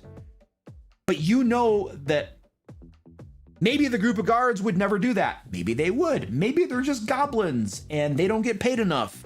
The hobgoblins mistreat them anyway. And so maybe they're just going to like go into the other room and not die and let the people past. But they might not be goblins. They might be elite hobgoblin guards that would never be derelict in their duties because it is against their nature. So, but the conundrum you get into is that you know what your players are trying to accomplish. You know what they want to accomplish. And if you don't give them that thing, you know they're going to be disappointed. They're going to be let down a little bit because you, from their point of view, perhaps arbitrarily decided that no, the hobgoblins are not going to stand down and just let you by. Whereas you know that you're not just arbitrarily deciding it, you are role-playing your hobgoblins the best you can. And hobgoblins, being lawful evil and following orders and being really good soldiers, are not going to just be derelict in their duties. It is not in their nature to do so. Goblins, yes. Human guards, potentially. Hobgoblins, probably not in their nature. Very militaristic, very lawful evil. They're probably not going to do that unless there was a really convincing situation that would force them to do that. So, and that's like the conundrum you have in here, right? Because you can see that your players expect the thing to work, but you're like, no, this isn't going to work. And because dice rolls may or may not even be a thing in that social interaction, or maybe they rolled really well, but it still fails. They might think that you're not being fair. They might think that you're cheating. They might think that you're being, biased or something. They might think that you're just forcing a combat because you want to combat. And they're welcome to think those things. And, what I often do, I don't know if it's often, but when I feel the need to, I will sometimes explain my rationale to my players, which is a little bit stupid and ridiculous because my players never have to explain their rationale for role-playing their characters the way they play them. If the Paladin decides to do X, Y, and Z, I never question them. It's their character. I let them play their character however they want. But for some reason, players have certain expectations that the Dungeon Master is just, I don't know, that they have to somehow explain why from time to time. So sometimes I do. I might explain to them that why the hobgoblins aren't going to just stand aside, despite rolling a 27 on their persuasion check. The hobgoblins are not going to do that. I might explain it to them. I shouldn't have to. There should be no expectation that I do so, because I am the one role-playing the NPCs in the game world, not the characters. If I decide that they don't stand down, that is my prerogative to do so. And yet there's sometimes, at least for me, I feel that there's this odd pressure, to explain it if it's a decision you made as opposed to something the dice decided, which is weird to me in a way. And I don't think I've quite conceptualized and totally make sense of why that is in my brain. But I know it is a feeling that I've had. But I'm starting, I don't know. I don't like it though. I shouldn't have to, no player has to explain why they role play their characters the way they do. Why should I have to explain why I role play my NPCs the way I do? It's not logical. It's not reasonable.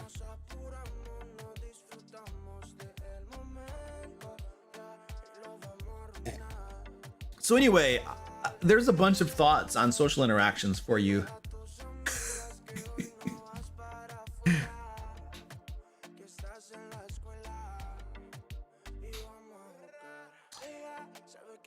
What is your opinion of Wizards of the Coast removing all spells from stat blocks except full action spells so they can call spellcasting an action? So no more shield, no more counterspell, etc. Screw them. I'm using shield. You're gonna take the best spells away from my monsters? Screw you, dude. I'm using what I want to use. So is that what they did in Mordenkainen's multiverse monster mishmash reprint of stuff that already existed? Is that literally what they did? They just took out the good spells? Misty Step is gone? One of the best spells in the game, Misty Step, gets you out of like so many problems. As a bonus action, gone. Shield, another excellent spell, gone. Reaction, a counter spell, gone. Did they literally do that? You gotta be crapping me, dude. Christopher says that's an oversimplification. Okay, fair. I haven't read those. I literally like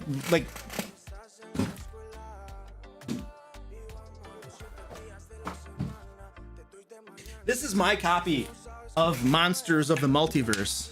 Okay, this is my copy of it, and I haven't really read through it at all. Like, this is my copy of the book right here that I have, and I mean, I flipped through it a little bit. It had some problems, you know. I found the one new monster right here. I found the dolphin delator, you know, so I found that monster. I think there was some other, but everything else, I didn't really look at it because I've read it in the other books. And so I don't know exactly what they changed in it. But yeah, I don't know. So maybe they changed. I'm not familiar with all the changes, but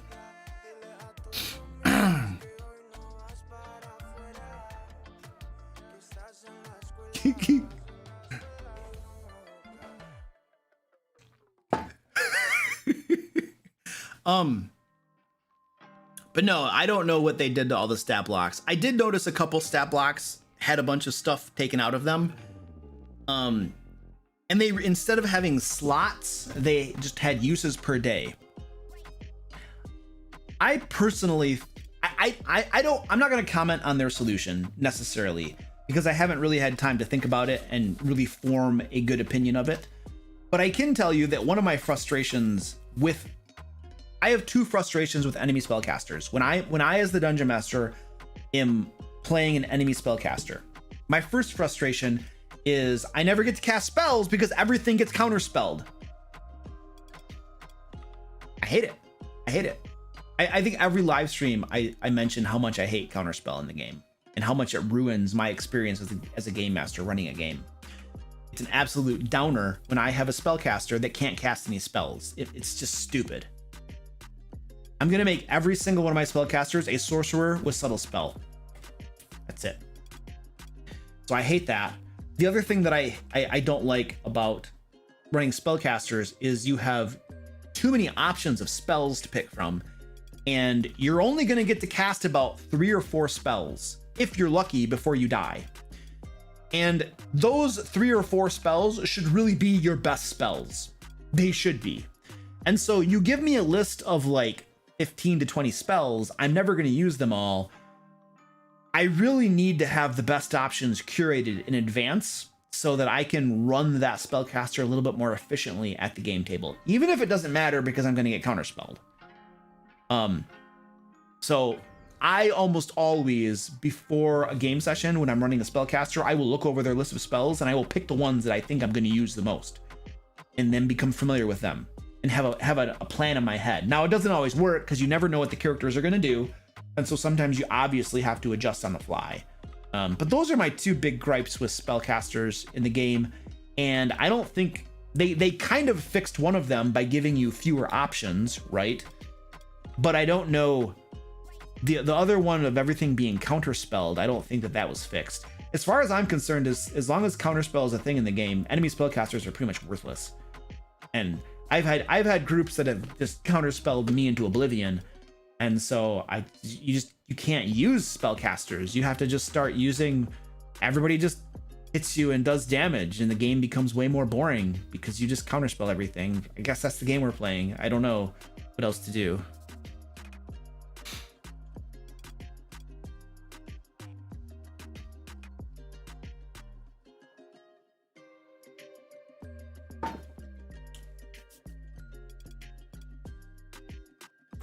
Mr. Gore says they didn't take them away. Oh, okay. Well, that's good to know. I'm happy to know that they did not take away the good spells from enemies.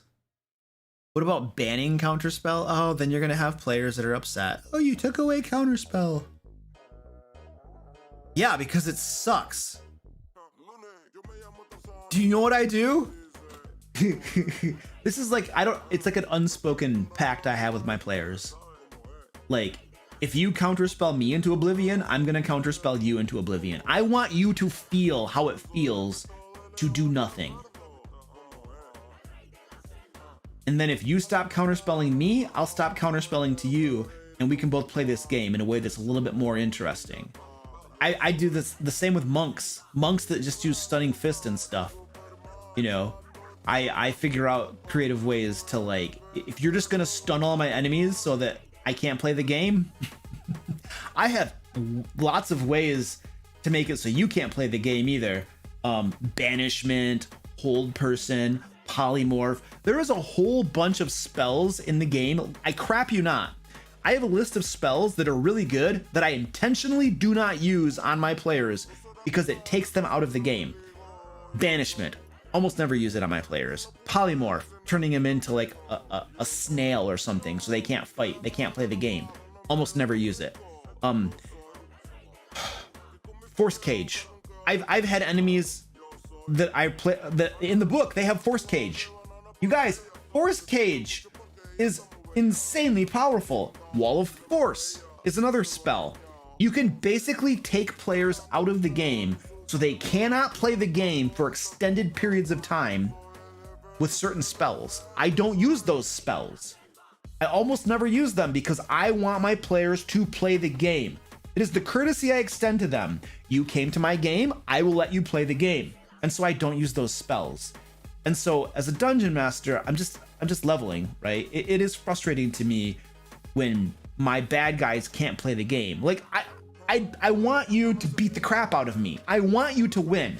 Like, my bad guys exist to be punching bags. Like, that's the game. But let me at least do something with them. I mean, let me play the game and do something with the bad guys. Like, beat the crap out of them. I want you to win. I want you to beat the snot out of them and level up and be heroes. Like that, I want that for you. But at the same time, I want to play the game. And so when I'm stunned all the time, when I am like get counterspelled all the time, like that's not enjoyable for me. I want to do some stuff, you know? So that's like my frustration as a dungeon master. And fortunately, you know, I have good players that usually let me play the game. I know in one of our gaming groups, there was a monk that almost never used Stunning Fist. I love that guy. He never used it. He was a monk. He had Stunning Fist. He never used it. And I was like, I like this guy. And then, of course, I had it in one of my other games. There was a spellcaster who always used Counterspell. And so that wasn't fun. But anyway, these are my frustrations as a dungeon master.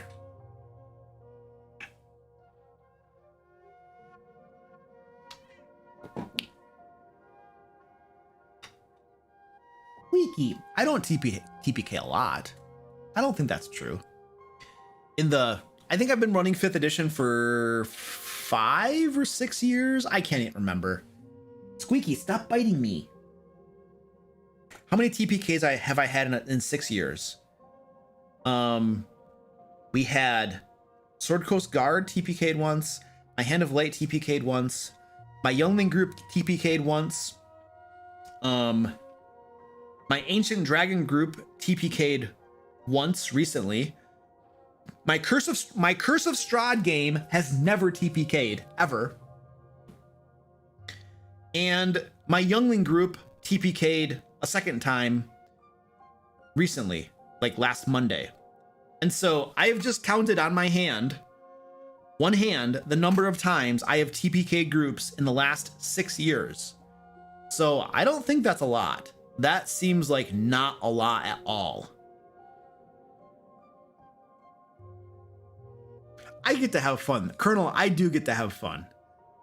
I have lots of fun playing D&D. But there are sometimes it's frustrating. That's all I'm saying.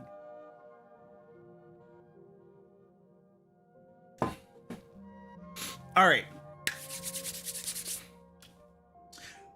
Let's do a sleazy plug, and then we're gonna give Squeaky some catnip and watch him roll around like a maniac. So, Laircon 2022, ladies and gentlemen. If you have not heard, and you may have because I run my mouth a lot, we are putting on a convention down in Pensacola, Florida, October 7th, 8th, and 9th. There is a link in the chat. and down in the description where you can get more information. Basically, it's a D&D convention, an RPG convention. Come play D&D, have fun. We'll have tabletop games as well. I will be there. Many of my teammates will be there. They will be running premium games. I have a VIP game that I am running.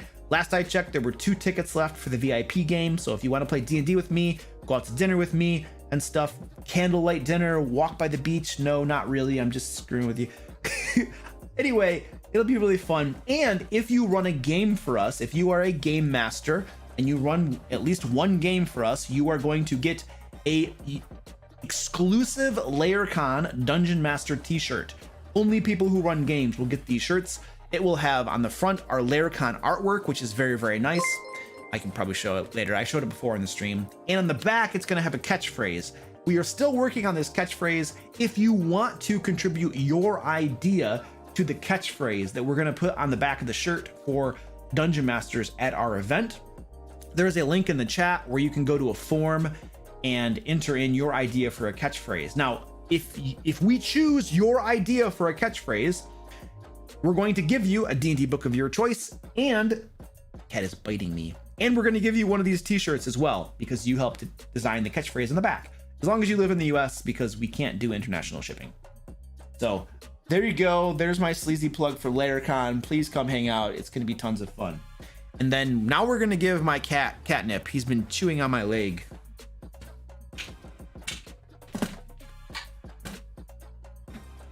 All right. So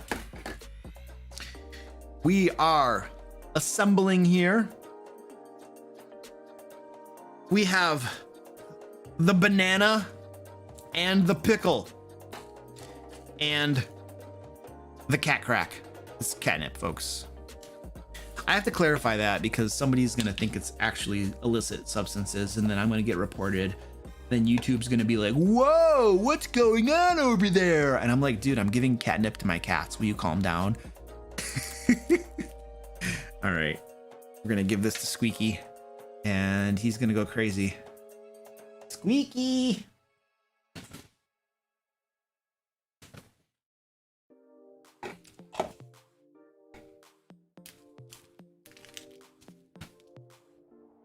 This guy's crazy.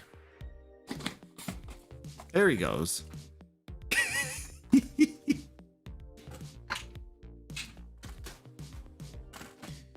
All right, I will be back.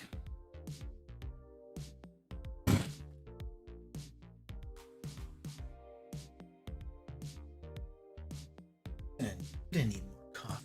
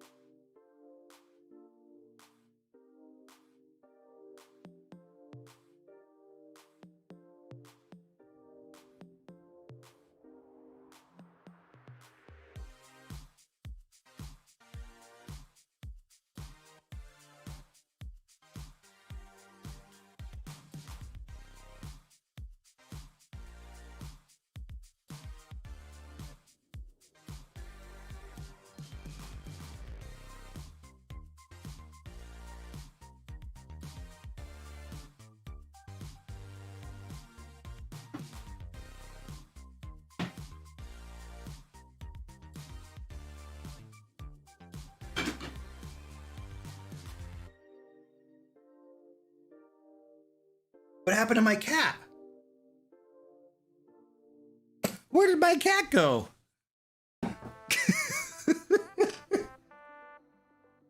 My cat was here when I left. What did you guys do to my cat? Jeez.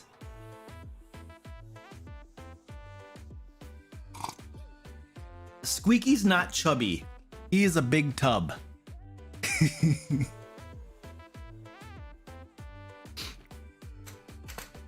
All right, we're gonna show the doggy.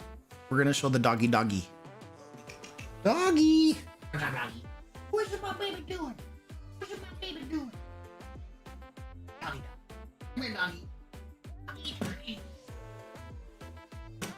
Where's that doggy? Here's the doggy. What's up, doggy?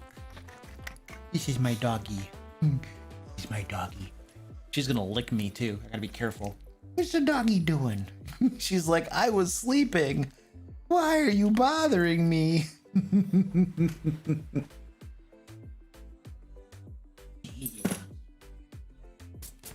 She's a chihuahua.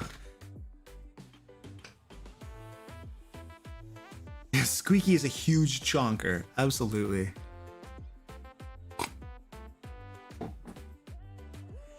Felipe says, let her sleep, Luke. The wee thing. Yes, Nicole. She is very small. She weighs less than my cats. Like, my cats weigh between, like, I don't know, 12 and 16 pounds. They got some chonk going on.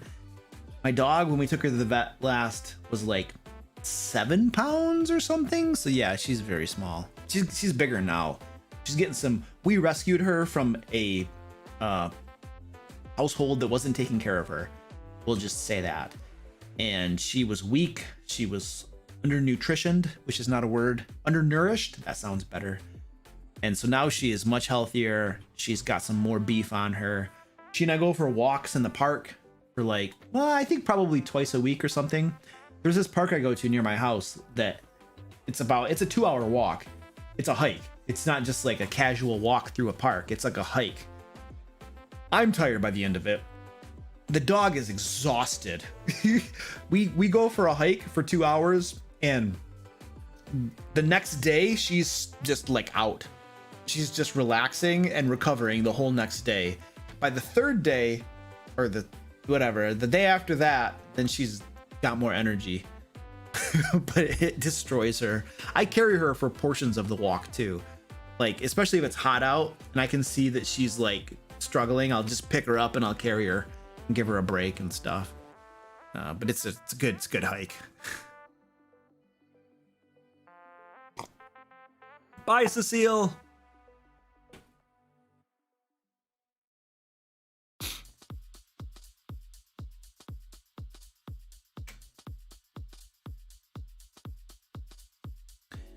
If you couldn't play any version of D&D ever again because hypothetical, what would you play instead?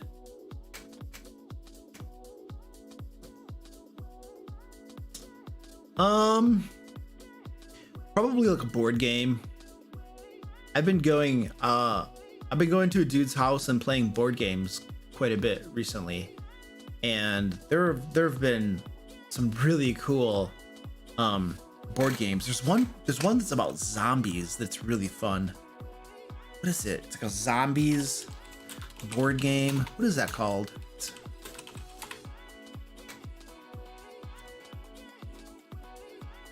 It's not just called Zombies though.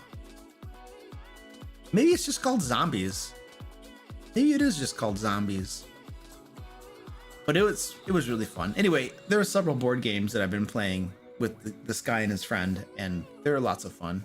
So I would just pick a cool board game, probably, that uses miniatures and has a little bit of tactics and stuff. Something similar to what's that one board game? Zombicide. Yes, Zombicide. That's the name of the game. Yeah, Zombicide's lots of fun. I like that game a lot. There's another one too. Munchkins is fun. I enjoy Munchkins. There's another one. It's a really popular one. I'm forgetting the name of it, but you have miniatures on the board and it's similar to Zombicide, but it's not at all. And I can't remember the name of it. It's super popular. Lots of people have talked about it, and I just can't remember the name of it. Does anybody have any guesses as to what the name of that dumb game is? It's a pretty cool game. I just don't remember the name of it. But it's miniatures on a board, and you have characters. You run a character. It's not Settlers of Catan is fun. That's not the one I'm thinking about though. I don't remember the name of it, but it's a really popular board game. Gloomhaven, thank you. That's it. Gloomhaven. Yeah. I played Gloomhaven a couple times. I thought that was interesting. It has deck management, kind of. It's not heavy deck. It's not like Magic. It's not Magic deck management. But it uses you build a deck as you play, and then you have to play combinations of cards and stuff, and I don't like that a whole lot. That's not my preference. I don't know. I like the rolling dice probably more than managing a deck of cards or just playing certain cards and stuff. There was probably too much thinking and strategy involved in that. It was just too heavy on that.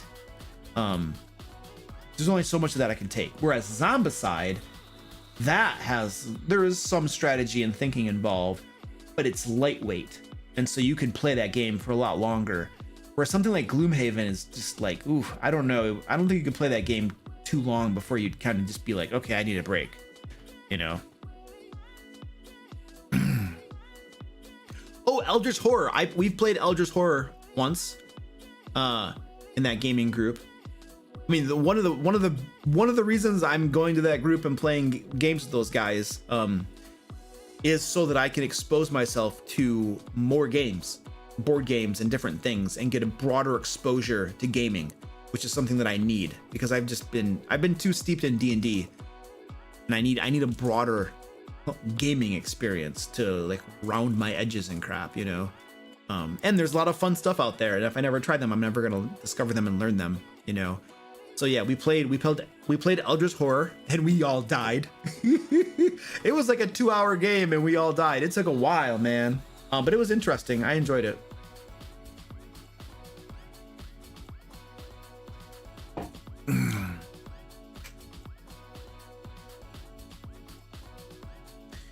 All right. My party is in a hallway and they want to investigate something. You have nothing outlined for this area. Do you ask for an investigation roll? What if they get really high? I just make something up. I don't know. Or I tell them there's nothing there. It's okay for there to be nothing there. Literally, that's okay. If there's nothing there, there's nothing there. There's nothing that says that every single place that they go in an adventure, and every time they decide to search the area, that there has to be something interesting there. If you go up to my bathroom and do an in-depth investigation of my bathroom, you might actually discover something interesting there. Let's pick my closet. No, I mean, if you go out to my yard and search through the grass of my yard, you're not gonna find anything interesting there besides like a hole, a woodchuck hole or something. That's all you're gonna find. Like, not every place has to have something interesting. So you can simply just say there's nothing of interest here. There's nothing wrong with that. Or you can make something up if you want to.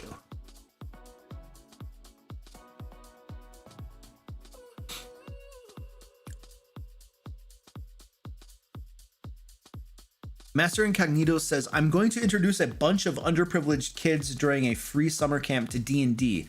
Any suggestions for a good kid-friendly one-shot as an introduction? I'm gonna recommend Into the Fae. Into the Fae is the module that we published as a Kickstarter, I don't know, a while ago, a year ago, it's been some time. But you can go to the DM Lair store and get Into the Fae. And essentially it's a level 1 to 5 module, so it's not a one-shot. But the reason I'm recommending it is that all of the themes are appropriate for kids. There's nothing in there that's inappropriate. And there is a very good balance of the different pillars of gameplay. social interactions, exploration, and combat. In fact, Into the Fae offers lots of opportunity for social interactions to resolve conflicts if your group so chooses. I have found that when I'm running games for kids, that there's a stark contrast. This is what I have found. Generally speaking, the boys want to kill everything that moves, and the girls want to talk to everything that moves. And that's been my experience. Not necessarily always the case, but that's been my experience. And so Into the Fae is going to give you lots of those social interactions and that opportunity for female players. And then the guy players, well, there's lots of stuff they can kill in there as well. And so that's going to be my recommendation for a starter book. Obviously, it's a product that my team and I have created, so there's some bias there, but that is what it is. That's my recommendation. If that seems like a sleazy plug, then I apologize. But if you don't believe in your own products, then why are you creating them?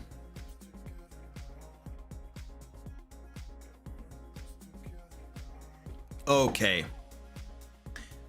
The stack up song request is John Jacob Jingleheimer Schmidt in the Wizard's voice. Oh dear, I don't know if I could sing that in the Wizard's voice. I don't know what that song is, but we can do that.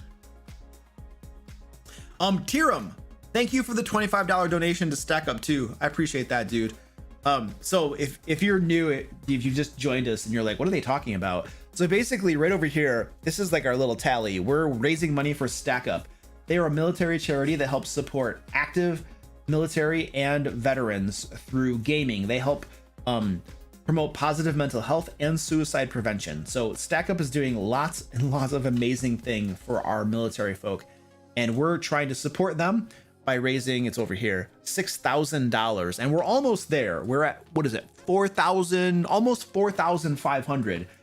And get to 6,000. We will get to 6,000. That is my pledge. I'm hoping we can do it this month. We will make sure we get it there this month. And anyway, if you want to help contribute to Stack Up and the awesome things they're doing for our military folk, then you can do that. There's a link in the chat. There's a link down in the description. You can show your support. $25 will get you, not only you're supporting Stack Up with a $25 donation, but my team are giving out bunches of Dungeons and Dragons resources as well to everyone who donates $25 or more. Donate $50, I do push-ups on stream for you. Donate $100 and I will do a dance. Donate $250 and I will sing a song. And so somebody tonight has donated $250 for a song, and that's what we were just talking about. Somebody else donated $500 to make me do burpees, and I did 10 burpees earlier, and it was invigorating. And I deeply, deeply appreciate you, Kirby, for making me do burpees. Love you, man.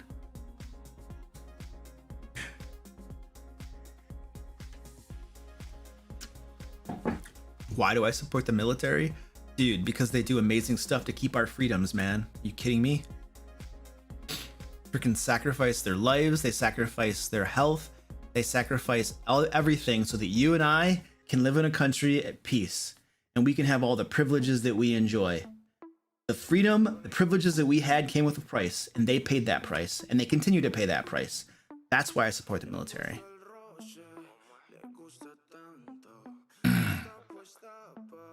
All right, let's do some more questions. Well, we're going to sing that song toward the end of the stream tonight. We're not going to do it right now.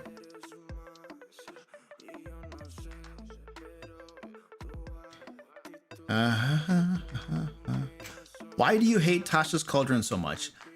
No, I don't think it's so much that I hate it. I find it annoying. What do I find annoying about Tasha's Cauldron? The fact that they are intentionally adding power creep to the game. It annoys me. It's such an obvious play at engineered obsolescence. They're intentionally building and breaking the game to usher in another edition. It's so clearly obvious that is the intention. You know, the player options in Tasha's are clearly more powerful. We're talking about classes, subclasses, and feats. They are clearly more powerful in Tasha's than the player handbook. clear. There's no question. It's undoubtedly accepted that they're more powerful. In fact, when the game designers were asked why they're so powerful compared to other things that have been previously published, their answer was, well, you know, we want players to buy the book. We want them to want to buy the book. In other words, they're trying to sell books. And so they know that if you put powerful options, most players, not all, but many for sure, probably most players, they want to have powerful characters. They want to have heroes. They can do really cool stuff. It doesn't motivate everybody, but I would probably say most people are motivated to have powerful characters that can do really cool things. And so when you create a book like Tasha's that has really powerful character options, you're going to have a whole slews of players who want to buy that book. And the game designers and the company know that. And so they intentionally make those things more powerful to encourage people to buy that book. It's what that's their intention of it, you know? I can't fault them for wanting to sell books. They are a company. They are a business. If they don't sell books, if they don't put things in their books to incentivize people to buy them, and they create dull and boring books that nobody wants, that's a problem, because then they don't sell them and then they could go out of business. And that's a problem because there's lots of people that work there that would not have jobs. And there's lots of people like me that enjoy the products that would not have products because they go out of business. And so we don't want them to go out of business. We want them to sell books. But when the thing is that I have a personal stake in this, because when they introduce these really powerful player options, it affects me as a dungeon master, because you didn't beef up my monsters. You didn't beef up their challenge ratings. What you just did was beef up the players. Now I have to clean up the mess. Now, I am a veteran dungeon master. I can clean up the mess. I know how to do it. It's not that big of a deal to me personally, but that's not true for everybody. There's lots of people out there that maybe don't have the experience to be able to adjust their monsters. Maybe they bought Princes of the Apocalypse, one of the first modules that came out. Maybe they have some of the very first modules for 5th edition that weren't designed for these powerful player options. And now they have a module they want to run, and the players are all really too powerful, and they have to adjust like almost everything in the module to account for this new stuff. So see, I'm thinking about that stuff. I'm thinking about the new dungeon masters, or the ones that just don't want to have to adjust the entire module. And when you introduce new player options that are really powerful, it throws all that stuff off. And I think that is just wildly inconsiderate. Yes, you want to sell books. I'm not going to fault you for that. But there are ramifications for introducing really powerful player options into the game, and I just mentioned some of them. And that's the part that I don't appreciate. I want you to make money. Don't get me wrong. I want them to make money. I want them to sell books. It is good for everybody. Everybody wins when they win. But when you do it by doing stuff that's too powerful, one could argue broken in some instances, then that has ramifications on the game that are undesirable in my opinion. And so I think that is the basic problem I have with that approach, if that makes sense. I don't fault them for making money and wanting to make money, but it begs the question, if they want to make money, then why are they just reprinting books like Mordenkainen's Tome of Monsters of the Multiverse that gets so much negative press? Like, everybody has like ground that book into the dust and like spat upon it and stomped on it, except for people who are being paid by wizards or that have connections with wizards and have to maintain a good working relationship with them. Those people are going to make blog posts talking about how Mordenkainen's Monsters of the Multiverse is better than you think, and they're going to defend it and stuff, you know, because they kind of have to maintain their relationship. Whereas other people who aren't thusly biased will probably tell you not to buy it. I don't know. Anyway, I think I answered that question, maybe.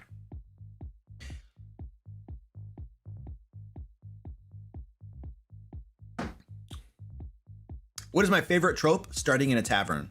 Starting the game in a tavern. Why? Because why not? People put way too much worry and emphasis on how to start. Where do we start the campaign? I don't want to start in a tavern. I want it to, dude, like, like a tiny bit of your game is going to be spent starting the game, and the rest of your game is spent the rest of the campaign playing the rest of the campaign. Don't worry a whole lot about where you start. If it's a tavern, it's a tavern. You're going to be there for a tiny bit, and then you have years of gameplay where you're somewhere else. So I think people get worked up way too much about starting in a tavern, like it's some sort of taboo. So I lean into that trope. I'm okay with that trope.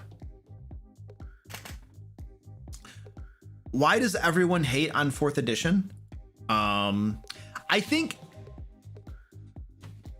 the main reason that people hate on 4th edition has nothing to do really with 4th edition being a bad game. And grain of salt, I've never played 4th edition, so grain of salt. This is simply my opinion based upon what I've heard other people say. But my opinion is that people generally hate on 4th edition not because it's a bad game, but because it doesn't feel like Dungeons and Dragons. When you take 2nd edition experience of playing the game, 3.5 experience of playing the game, and then you go to 4th edition, it doesn't feel like Dungeons and Dragons. It feels like a totally different game. My suspicion is that if D&D 4th edition had been published under a different name and hadn't been called Dungeons and Dragons, it might have been more successful. People might have liked it more. But the problem is that you have lots of people who had a feeling in their gut of what D&D gameplay was supposed to be like, and that's what they expected and wanted. And then 4th edition totally subverted those expectations, and they didn't get a game that felt anything like the Dungeons and Dragons they knew. Like they understood they were getting a different version, a different edition. They understood that things were going to change, but it wasn't just like small tweaks here and there to the rules. The entire game felt different when you were actually playing it. And my suspicion is that that's probably why people hate on it so much, because it technically was D&D, but it didn't feel like D&D. It felt like a totally different game. So I suspect that that's probably the main reason that people hate on it. It wasn't what they were expecting. It wasn't what they wanted. Of course, and that flaw, that gross miscalculation of giving people a product that was not what they wanted it whatsoever, even close, is what led to, Pathfinder's rise and making boatloads of money because people wanted to keep playing 3.5 because they rejected 4th edition for the most part. You have the apologists out there who lean into 4th edition and it is a good, and they'll stream it, and they'll just, because they're just apologists, or they just personally liked it for whatever reason, but most people tend to pass on it.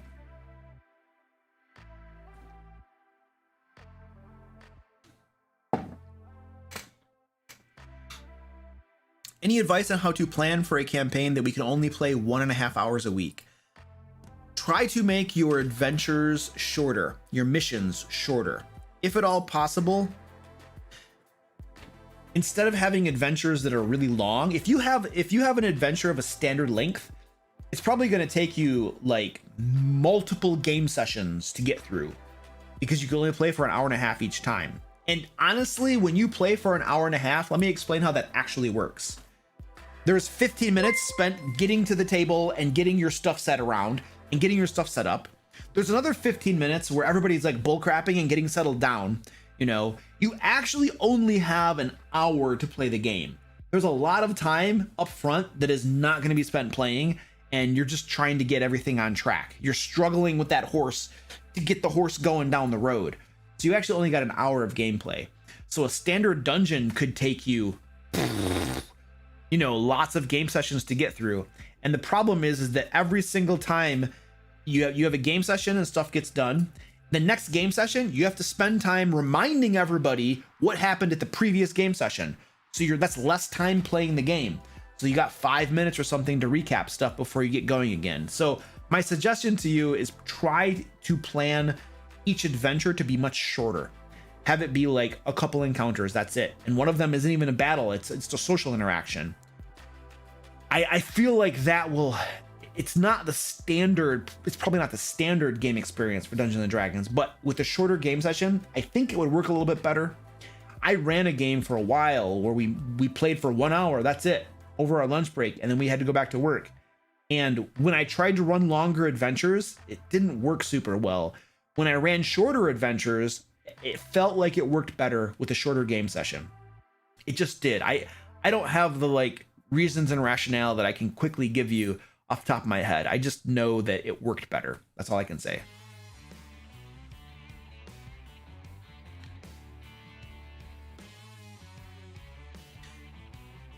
Penguin Butt says, Luke, how would you like the TPK for tomorrow served? Why? Why are we getting TPK tomorrow? I don't even, I'd have to look at my notes to refresh I don't know why we would get TPK tomorrow. Tomorrow, by the way, for folks who don't know, Zach runs a D&D campaign and several people that are on my team play in it. I'm on it, and then other people, Penguin Butt's in it, and Tashio's in it, Ed is in it, and then there are a couple other folks who, they don't work for me, but they're in the campaign as well. And for some reason we're gonna die tomorrow. I don't understand why. Oh, you're running the one shot? You are? I haven't made a character. Oh geez, crap. Am I supposed to make a character? Can I pay you to make a character for me?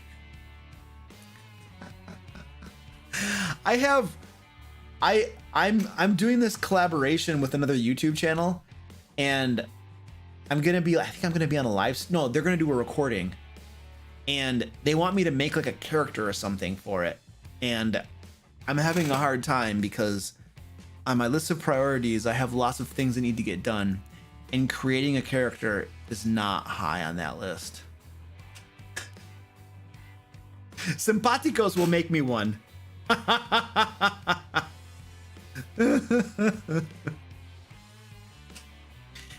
Penguin Butt, can you just give Simpaticos the information so that he can make a character for me, and then I'll just play whatever he makes for me?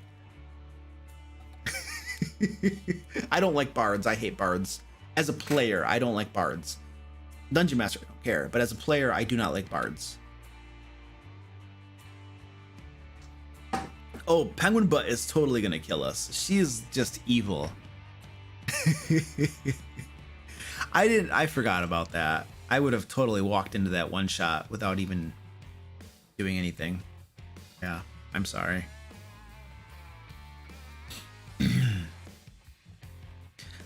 How much character backstory is too much character backstory? What I ask my players to do is, first of all, I have a backstory template that I give my players to help guide them in creating their backstories. It's available for free. I'm pretty sure I have it on the DM Lair store, and it's free for sure. You can get that on the DM Lair store. Maybe someone could throw a link to the DM Lair store in the chat. But if you look for backstory template on there, you'll find it. So I think it's 8 or 9 questions I ask my players to answer about their characters, and that helps guide them down the path of creating a backstory. But if they don't follow those and they just write it freeform, which is fine, I suppose, my request is always keep it to a page or under. 1 page, that's it. 1 page, that's it. You can even single space it, even though I will double space it so that I can read it more easily. But even single spaced, it's cool. Just keep it to a page or under, please, so that I don't have to read 20 pages of backstory. That is my request.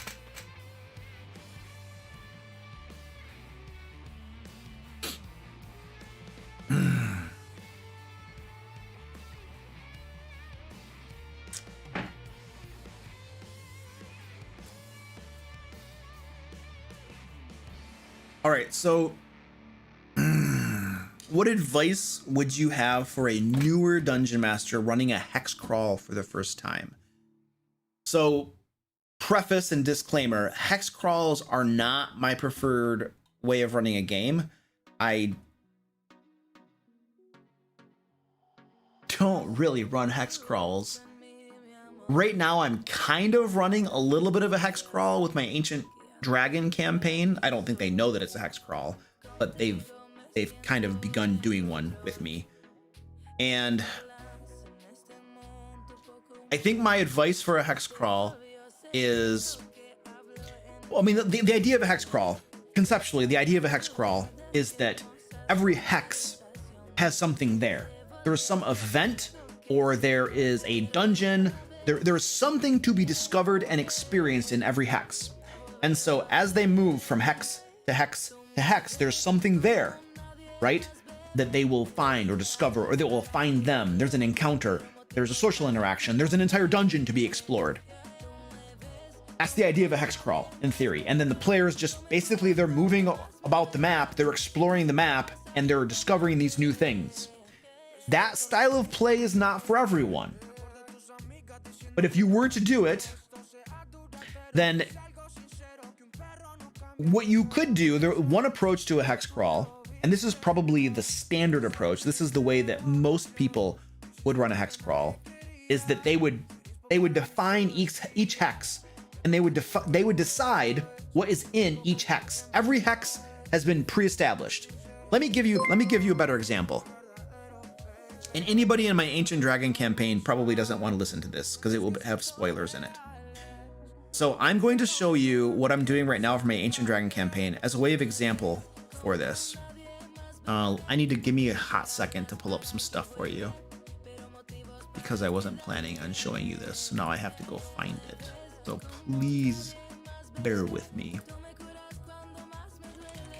Definitely do not look at this or listen to this, Zach, or anybody else in my Ancient Dragon campaign. There will be heavy spoilers that will ruin your game experience. Oh wait, Zach, never mind, Zach. You're not in our game anymore. I forgot. All right, you can listen to this. Okay, let me go back over here, and then let me go show this over here. Right monitor. Okay. So this right here is the map of the Dark Shards. The Dark Shards is a domain of dread that I created for my Ancient Dragon group. And it's a hex. You can see that there are hexes. The idea of a hex crawl is that every time you enter a new hex, there is something to be found, experienced, an encounter, a dungeon, etc. That's the idea. And I already said that, but now I'm showing you the map, so I'm repeating it. So usually you would say each of these hexes, you would have like a number on it, and you would know exactly what would happen in that hex, what there was. You would predetermine it. That's the standard way of doing it. What I am suggesting is that there is a different way of doing it that might work better. And this is what I'm about to show you. This is what I'm doing in my game. And again, I am not an expert on hex crawls. I almost never do them. So please take everything with a grain of salt, because this is just a theory, a thing that I am doing and testing it out to see how it works. But what I am doing, instead of predetermining everything in these hexes, instead of predetermining everything, I have a table of points of interest, literally points of interest. And these points of interest are not fixed to specific locations on the map. These points of interest can be placed anywhere I need to or want to place them. So right now, that's the wrong one. Right now, my players are in this hex right here. When they travel to this hex, I will go to my points of interest page that I have here, and you can see that I have several points of interest fleshed out. And this one I have used already. I've used it, and so it is here. Now, when they go into a new hex, what I do is I will look at my unused points of interest and I will pick one. Or I could roll. If I wanted to, I could roll dice and have it determined randomly if I wanted to. Usually I pick one, the one that I feel most excited about at the current time. And then when they enter this hex right here, they will find a point of interest that I decide to put there. Once they encounter a point of interest in a given hex, it is there forever. That is the reality now of where it is. But the goal of this system of mine is that, look at all these hexes. Can you imagine if I determined a point of interest or a full dungeon for every single hex, and I had it made in advance for like most of the map, or at least all of the hexes nearby, just in case, that's a lot of work. So instead of determining a point of interest or a full dungeon for like the whole map, or even a swath of the map near their current location, I decided that this right here is going to be way less work. I just determine a handful of points of interest. That way, when they travel to any given hex, I just pick one and it happens to be there. Now, these points of interest aren't exactly full-baked dungeons. Now, this one kind of turned out to be a really good-sized map that they explored. Some of these might have really good-sized maps that go along with them, but not all of them. But the thing that I also do on my hex crawl type game is that notice all of the names on here. All of the names on here are either towns or they are full-fledged dungeons, adventures that the players can go on. So I am doing a mix of points of interest that can be randomly found on the map depending on where they go. And I also have fixed locations. Each of these names has a fixed thing, either a town or a dungeon that will be encountered there. And this gives me the flexibility and the security of those two things. Flexibility because I have points of interest that I can put wherever I need them to be, and the security of knowing that, hey, there are dungeons that are always going to be here and I can plan them in advance, and when the players come upon them, I am ready for them, because I don't want to have to make a dungeon on the fly. You know, I want to, like, for instance, Baoguya, I plan that out in advance. The Dark Sanctuary, this is where I think they're going to go next. I'm pretty sure they're going here next. And so I am currently getting that all planned out. And I have a full-fledged dungeon prepared for them to go run when they decide to go there. So that is my current method of running a hex crawl. And I feel like it's a pretty good system. I don't know necessarily if it's superior to the traditional way of running a hex crawl, but I can tell you that it is far less work to run a hex crawl that way than having to decide what is in each and every single part of the hex crawl in advance. Because you could do that. That is an alternative way of running a hex crawl. But that's a lot of work, and I'm, you know, it's not that I'm lazy, it's that I have to heavily prioritize the things that I do. And so this is one way that I can essentially get the same result as a hex crawl, but lessen my workload to get there.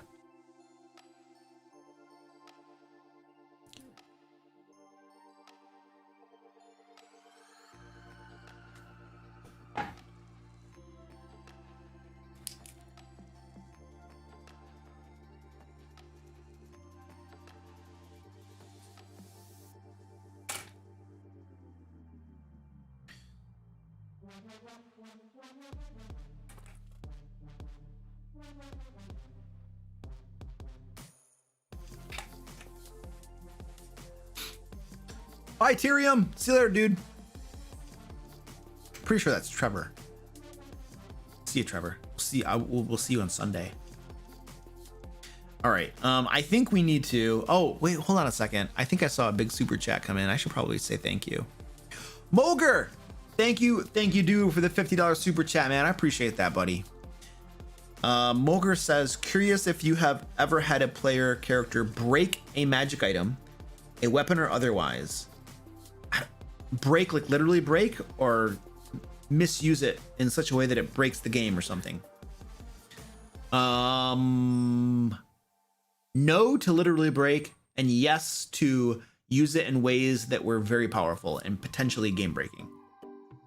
If so, what were the circumstances?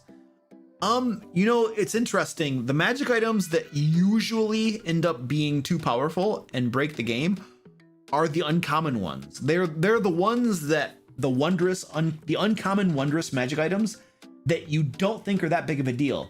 Like the, what is it? There's a ever smoking bottle. The ways that I've seen a group use the ever smoking bottle, it's like, wow. Or there's also a flask that's like endless water. Endless water can come out. These are uncommon magic items that their power is derived not in what is written about the magic item. Their power is derived in the creativity of the players, or their ability to do internet searches for ideas of how to use those magic items. Take your pick. And so I've usually seen those sorts of magic items being too powerful because they can be used in creative ways. Portable holes and things like that. Creative uses of things usually are what make magic items more powerful than you would otherwise believe. And you have no way of knowing if it's going to be too powerful or not before you introduce it into the game. Well, it's an ever-smoking bottle. How bad could that be? Oh, you have no idea what they can do with an ever-smoking bottle. No idea.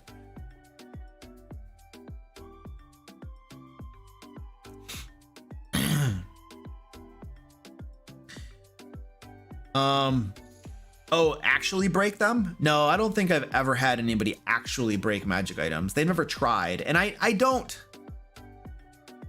I'm not gonna break their magic items. I'm not gonna do it. I feel like that's underhanded. Like, hello, here's a magic item. Oh, I got a magic item, and they're all excited. It's like it's their special magic item, and they love it. And then here I'm just like, and I break it and I destroy it. You know, it could be a rust monster, I don't know, whatever. And then they're just like, my magic item. I'm not gonna be that guy. I think that's underhanded and kind of jerkish. And so no, I don't break their magic items.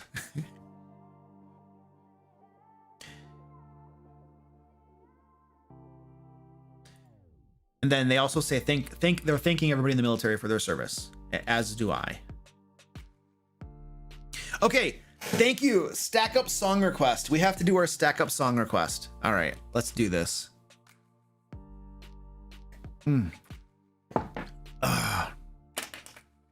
Okay. John Jacob Singleheimer Schmidt in the Wizard's voice. John Jacob Singleheimer Schmidt? What is that? All right, let's go find this. I gotta find the lyrics to this.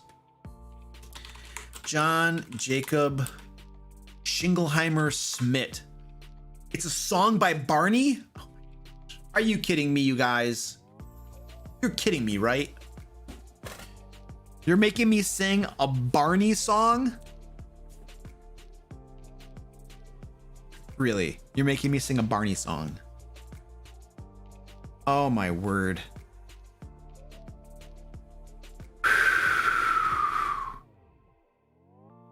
All right, well, I have to listen to this song so that I can actually kind of hit the beat.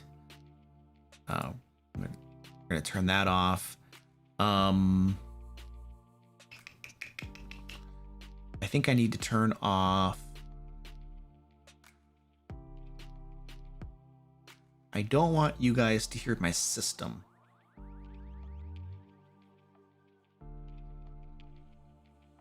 I'm gonna turn the music. There we go. Yeah, I think that should work. Let me play this song. I need to make sure you guys can't hear this because it's probably copyrighted and stuff.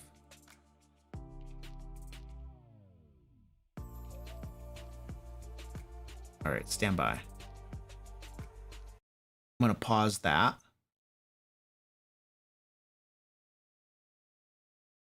Okay, cool. I have it set up so you can't hear it, but I can.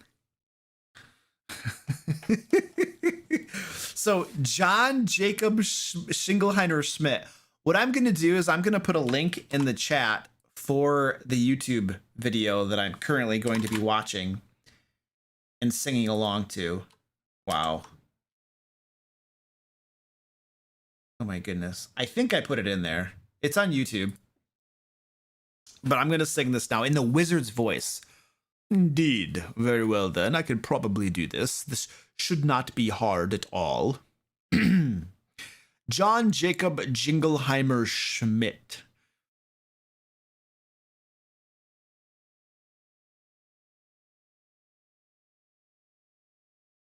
Jingleheimer Schmidt.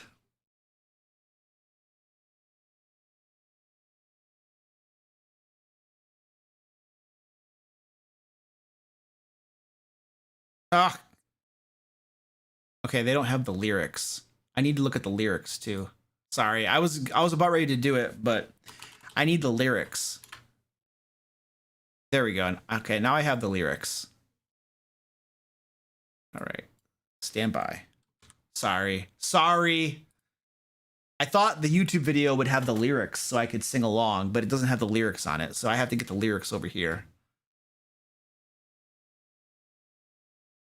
Is that it? That's the entire lyrics? That's like the world's shortest lyrics. I mean, it is a Barney song, so I don't know. My expectations should not be very high, I suppose. Okay, well, let's start. Jingleheimer Schmidt.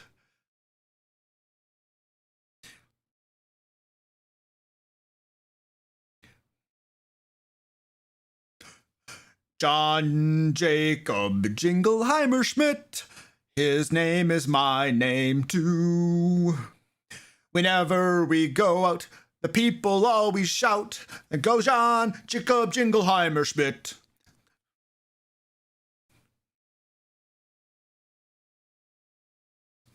Jacob Jingleheimer Schmidt. His name is my name too. Whenever we go out, the people always shout. It goes John Jacob Jingleheimer Schmidt. Da da da da da da da da. Jacob Jingleheimer Schmidt. His name is my name too. Whenever we go out, the people always shout. There goes John Jacob Jingleheimer Schmidt. Da da da da da da da da da da. Yay! That was absolutely riveting. I'm so very happy that you suggested that we sing that song. Who suggested that song? It was absolutely spectacular, and I do thank you for that.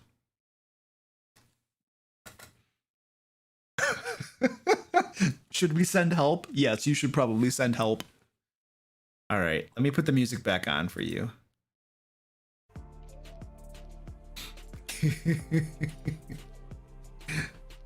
I know, I'm a good singer. Who suggested that song? Wow.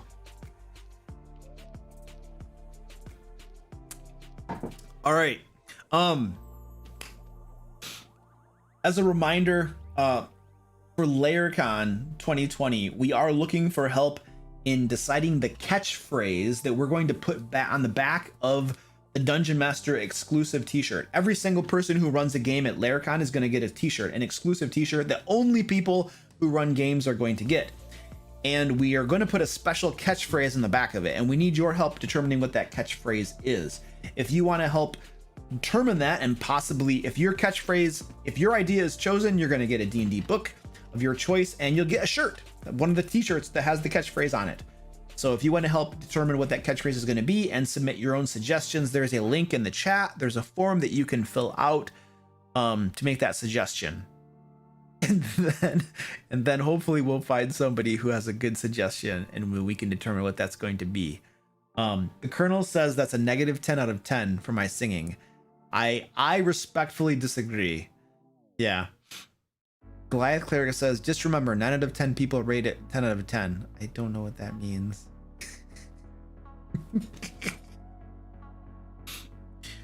Okay. We have a few people who donated to Stack Up that I want to give a shout out to really quick. Matthew Chamberlain, thank you so much for the $5 donation to Stack Up. I appreciate that. Shiv Katal, thank you for the $25 donation. They say, glad to see you supporting such a great cause. Thank you for the amazing channel. You are very welcome. Thank you for your donation, dude. And Okag, thank you for your $25 donation to Stack Up, dude. Appreciate that. We are now at $4,550 donated to Stack Up. So we are very close. We're getting closer and closer to our $6,000 goal. We were at like 3,000 when we began the stream, and now we're at $4,550. So that is very, very cool. My goal is to get to 6,000, which is why that says 6,000, and I want to get it in this month. We're gonna hit it. So boom. All right. I think we're done. I think that's all she wrote for tonight. Yeah, we're gonna end it right there. Thank you everybody for hanging out. Thank you for hanging out with us. It's been tons of fun. Have yourselves a wonderful evening going into the weekend. Have a great weekend. Appreciate you all. It's always good hanging out. If I didn't get to your question, I do apologize. I do my best, kind of. I know I screw around a lot and talk about stuff that's unrelated, and I'm not perfect. Be nice to me. So I hope to see you guys at Laircon. Anybody who's able to come, I would love to see you hang out. That's one of the things I love about Laircon, is seeing folks and just hanging out and chilling with people. It was the highlight of last year for sure. So there's more information down below, pinned comment and stuff like that if you want to hang out with us. So anyway, I'll see you not next week, because I'm on a week-long camping trip next week, so there's not going to be a stream next week. But the week after there will be a stream. So I will see you then. Until then, you have yourselves a wonderful evening. Love you all. Love you all.